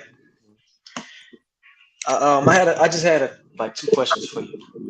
Now I noticed that he delves into the occult science. I see that y'all do meditate. Y'all did meditation and things out there. Now I wanted to know, does he threaten y'all like with coming stalk y'all in the astral realm, astral project and mess with you guys when y'all when y'all decide to leave? You don't have to answer this if it makes you uncomfortable or you don't want to. Go ahead and wrap it up. Go ahead and yeah, we can end it. Let's see. You ready to wrap it up? Yeah. Darn, I'm sorry, Dice. I had a guy come up to give you to talk to you, but we can definitely wrap it up if you guys are at your limit. I completely understand. You guys are welcome to drop in and chat and talk with us anytime. I know you have another interview coming up, so feel free to advertise that, and we'll make sure that we support you on that as well. And yeah, I just want to thank you guys for expressing yourself today and for for your courage and for your strength. I appreciate it. Thank you. Thank you for allowing me. Elena, if you have any parting words as well, feel free. She's taking care of the baby right now. Okay. Well, Kite, I just want to thank you, and I want you to stay strong. And there are a lot of men out here. There are two men on the panel right now. One of them is a really good friend of mine. His name is Dice, and he's a wise guy. There are a lot of guys out here that will support you. You just have to find that tribe, and you have to put yourself out there. So I appreciate you, and you can hop off at any time now. I'm probably gonna wrap this up in a little bit, but I'm gonna let Dice go ahead and say what he has to say before I Okay. end it. All right. Peace. Peace. Hey Dice, thanks for joining us. You a little late there, but I appreciate you. I appreciate you coming on. I wish you would have been on earlier, but Yeah, and it'll happen again. You know what I mean? But my whole thing with him and a few other people there is, I mean, the decision you make when you're having relations with a woman and you make a child. You know what I'm saying? And for anybody that makes a child, y'all got to understand that you are literally born again when you have a child. That is a new life, a new journey that you're journeying into. That life without a child, that just you, that's over. So you can't make the same decisions. You got to make sure that you make your child a priority, and every way you move should involve what's best for that child. You know, if it's a journey, like I can't say the same thing for people that's going on these type of journeys with nothing involved, no attachments, going by themselves. I don't think it's wise, but I get it if you're soul searching. But after you have a child, now you gotta soul search with that child, with that woman in your life. You don't get to choose for that family that you need to go and soul search. And I'm not trying to slash the dude, but I think what we're dealing with here is a lack of manhood in his life. So it was easy for him to gravitate to the, I guess, the brightest thing he's seen. Probably don't have men in his life like that, or anybody he could reach out to. But he reached out to Eligio, and dude reaches back. And not only that, you get, and I mean, all of them got to admit it. There is a sense of starstruck, for this young audience. We know he a regular dude, but for these young people that don't really have everything in their life, they can look at that. They see all the views, and then they see them in Costa Rica, Puerto Rico, and all that type of stuff, places they probably will never even go. You understand what I'm saying? So it comes a sense of a starstruck there. So it's like, okay, well, I'm gonna go over there. It's about having fun first off, learning the knowledge second. They see everybody over there, and that's that little stuff he said that is given off. Like, it got to be a little bit of fun. It got to be people enjoying themselves sometime, and that's how he spin it back around. I'm pretty sure he plays it like, we're doing this for camera, when he's really being this person. But he has to manipulate also and make it seem like just like he's telling us, oh, we're shooting a documentary, this, that, and the other. He run the same shit on them. It's easier to run on them if they never had anybody, if they never done anything. And you and IT, we known this for years, what type of people he prey on. He would never have nobody like me or you over there. That's not happening, because he doesn't need anybody to rebel against him. He needs people that can be intimidated. And I hate to say it, these men are suffering, which makes them look weak, because they don't know how to be that type of man. Probably never been in them situations. Like he said himself, I was a little geek at one time. You know what I mean? He probably never had to defend himself or nothing like that, but he has a child now. And running off to be up under a man is not necessarily the way you defend yourself. You need to take boxing classes, some self-defense classes or something. Do that. But long story short, you know what I'm saying? We'll do this again. You do not get to make the choice for your family to run off searching for manhood. You know what I'm saying? It's bad enough we already got children raising children. But what's your first priority in life? What's most important in your life? Because I've seen him in a picture with his baby. You know what I'm saying? And I want to say that happens after you leave from whatever situation you thought was the business. But if your first priority is your child, then you do every and anything you can do to provide and survive for that child, because you owe that child that. You decided to bring a child. That child didn't decide to come. So like with me, I've told you before, T, in a situation where me and my woman, if we split up, we still have to put on that strong front, because we don't get to make the choice for my kids having two separate families, at least until they're up out of my house and they're doing their own thing. But for the most part, we sign that contract. We have to meet that contract. You understand what I'm saying? And there's too many people out here that's, oh, I don't like her and I don't like him and this one get on my nerves and stuff. So we just ain't gonna be together no more. And that's not cool. Because when y'all make babies, your choices is over, but nobody see that. So it tends to be selfishness, even though they might be good parents. They don't understand that they're selfish, and the whole world is selfish like that. You get what I'm saying? Like, nobody pays attention to what children are doing until something happened to children. Then we're coming trauma bonding, because if something happened to this woman and that child, and he's at CarbonNation, where are you at to protect them, young brother? You know, and I would talk to you nice, but I'm a man, and I feel like you've already been intimidated. Maybe you need the right type of intimidation. Maybe what I'm saying to make you see something different, because when you're sitting there following somebody that you got to help him spell and pronounce words, something's wrong. So where does common sense kick in? Where does that kick in? Because I know you said about Malia getting kicked, but there's plenty of more stuff that's going on. Even if it's for shock value, there's certain things that I wouldn't be able to sign up for. Something like the Will Smith smacking Chris Rock thing. You know, some say it's fake, some say it's real. I'm sorry, even if it was fake, you wouldn't be able to smack me in my face just for us to paint a narrative. That doesn't happen because I'm a man. So maybe he need to reach out to other brothers. I mean, maybe he had to go this route in order to get to the people that's really needed for him in his life to talk to. Because I'm always open. T, you know the type of person I am. Anybody, I don't care if you're in CarbonNation or what. If a man really need to talk to another man and really get some truth, you know what I'm saying, from another man about what he see in that person, I can do that. I can also give you compassion and everything. Do I have all the answers? Am I perfect? No. You know what I mean? I'm far from that. But I am here for anybody that ever needs. Sometimes I reach out to people just to reach out to them because I see a problem. And with that, man, I land. You know what I'm saying? I appreciate you for having me up here. Thanks for coming. I'm glad you can make it, even though it was we have this on record, so it'll be here for anybody who needs to hear that message. I appreciate you, Dice. No doubt, man. You be easy. You too.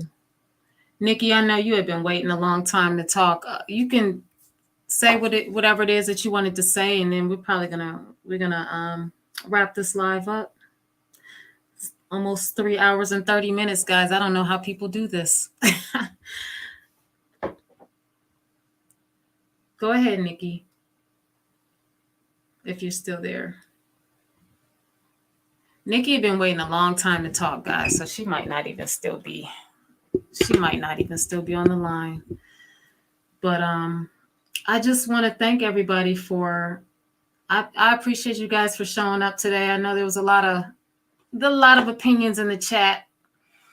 A lot of understanding, a lot of lack of understanding, but that's okay because we're all here to learn from each other, and this is what we do. Coulter. I'm sorry. Can you guys hear me now? Oh yeah, you. Child, I was on the phone. He's gone now, so you can just I know. I have been literally trying to figure out how to get myself unmuted. I was actually on the YouTube part and didn't realize it. And I'm like, can y'all hear me? Can y'all hear me? I've been on here ever since Kite was speaking and trying to talk. And I actually, a lot of things I was gonna ask have been asked already. Because I was waiting, and it's not a problem. It's just an honor that you even let me up. I'm sure I'll catch another one because I watch everything that you posted too. So I Oh, just I appreciate that. I just love everything about you and your broadcast and the way that you um, bring awareness to everything. One thing if I could ask the question, did anybody speak on the situation with the abuse with Malia recently that you had posted with her getting jumped and there was something about her getting kicked in the stomach?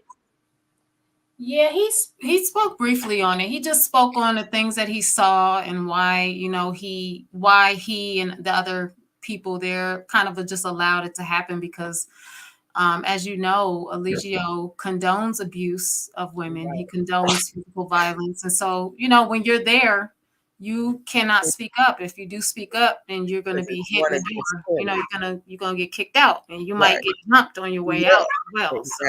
Exactly. I think that's what so many people don't realize. It's like I've never been scared of anyone, but if you're in a secluded space with 20 people and you're one, those 19 people are gonna follow who has indoctrinated them. And now you're the one getting jumped. So I get it, why they don't step up.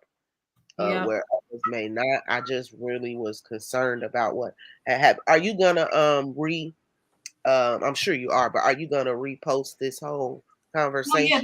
this will be saved on the channel, so Yes, everybody will I'll be go able back to and watch come it. back and replay it if you missed any parts, and just to see everything that Kite and Elinahi had to say about their situation, and Kite talked a lot about his time with the cult and what he's When did planning. he leave? Sorry to cut He you off. left a few weeks ago. He said Okay. he left in the middle of the night, which is I what you have figured to he was do. gone. Yeah, because It's if you cult. try any other way, then they stop you, they harass you, they do this, they do that. But I knew he wasn't there because we hadn't been seeing him. So thank God he's back with his baby and his woman. I hope that he travels well this time and doesn't end up back. But I'll definitely rewatch. I could not figure this StreamYard out for nothing. I No, got the no wrong problem. name up and everything. So, but thank you so much for everything that you do. I genuinely appreciate your energy overall. Like, forget the videos. You got the I dope appreciate energy, that. love. You're just awesome. I aspire to have as much grace and humility as you do. So, I really appreciate that. Thank you so much. thank you. But that's all. I'm sorry I couldn't get in sooner. I just couldn't figure this thing out for It's nothing okay. more. I'm gonna go ahead and get you up out of here. And then I'm going to remove you so that you don't fumble about how to get out of the back room here. So Thank you so thanks much. so much. Have a great night, and I appreciate you very much. You too as well. Sorry I was fumbling, you guys. I see people talking about it. I just couldn't figure it out. That's Sorry. okay. It's okay. Good night. Good night. Thank you guys so much. I want to send a special shout out to my moderators. You guys are amazing. Berta, I want to give a special shout out to you because I know you held it together tonight. I know there were some jokes that you might have wanted to say, but you really toned it down. And I appreciate that. Because we all know how silly you are. Bailey, Carla, just all of y'all. I thank you guys so much. Melanated, I know we are missing and sending love to little China. She's going through some major moves right now, but I appreciate the chat. And guys, sometimes I know it's hard to kind of be sympathetic to certain situations, but sometimes we have to we have to try to be kind to each other. That's why I don't really go in as much as I can, when I'm editing these videos sometimes. And when I do go in, I try to make it funny because I want to put a little laughter behind this instead of, invoking hatred and anger. And so that's why I do it the way that I do it. And I don't do commentary on the videos because literally they speak for themselves. There's no need for the commentary. When you see what you see with your own eyes. And I know you guys are smart enough to make your own opinions and come to your own conclusions about what we're seeing. So, I appreciate Kite for coming up here tonight. I know a lot of people were saying, well, he's done this before. I don't think he's done this exactly before. The times that he left previously were always, he just would leave and he wouldn't really speak out against Eligio at all. He would say some things and then just bounce. And so cult programming and cult brainwashing, guys, it's really a difficult thing to overcome. And most of us will never know or understand that because we'll never put ourselves in that situation. And that's, really the fact of the matter is that we're secure enough in our own selves to not be seeking out some type of comfort in another to that extent. So, give yourselves props and kudos for being strong, for being mentally tough, for not, needing to go that route that a lot of these cult members go. You guys are amazing for that. Give yourself a lot of kudos for that, and just make sure you love on your children, support your family members so that they don't ever want to take this type of route and even have this option available at their disposal. It really is going to take a lot of time for these guys to get out of this mind control state. So they're going to go back and, leave and go back and leave. And, look how many times Velvet did it before she finally said enough is enough. And people crucified her every single time she went back. And right now, this is the longest that she's ever been away. And I don't think she's ever going to go back at this point. So, give people a little time and give them a little chance to get themselves together and get their minds right. Let's hope that Kite does get himself some serious therapy because he really does need a professional. And yeah, this cult is it might be laughs and roasts and stuff like that, but it's a serious situation that's going on there. And so I want to really press that point and really let you guys know that I understand the seriousness of it. A lot of people like to brush it aside. Oh, it's nothing. Oh, it's woo woo woo. Well, then let it be nothing for you, and let the people that do care and do their part, however small it might be. So so we're gonna wrap this up, guys. I'm gonna end this. This has been a 3 hours and 30 minutes almost, and this is I think this is a record for me now. Hopefully we can do another live again soon and have you guys come up and talk about whatever it is you want to talk about. But thank you all so much. I appreciate you. I appreciate all your opinions, and I just appreciate the support of this channel, my moderators, each other, and all that good stuff. I don't have any music to, to end things with tonight, but we'll have another video dropping very soon. I didn't want to post the video where Eligio was making threats against Kite before he did the interview because these are, intimidation tactics that cult leaders use to stop people from speaking. And, when people don't speak, the truth doesn't get out there. And that's one of the unfortunate aspects of being a cult member who tries to get themselves up out of a cult. So I will have another video. I uploaded it last night, so it's ready to go. And then we'll see what happens. Hopefully this will deter people, and the people that are there, hopefully at some point they find their strength to leave. But the way it's looking, something major is going to have to happen for that to happen. And I have a feeling that something might be happening. We'll see. All right. Good night, guys. Love you. Peace and love. Until next time.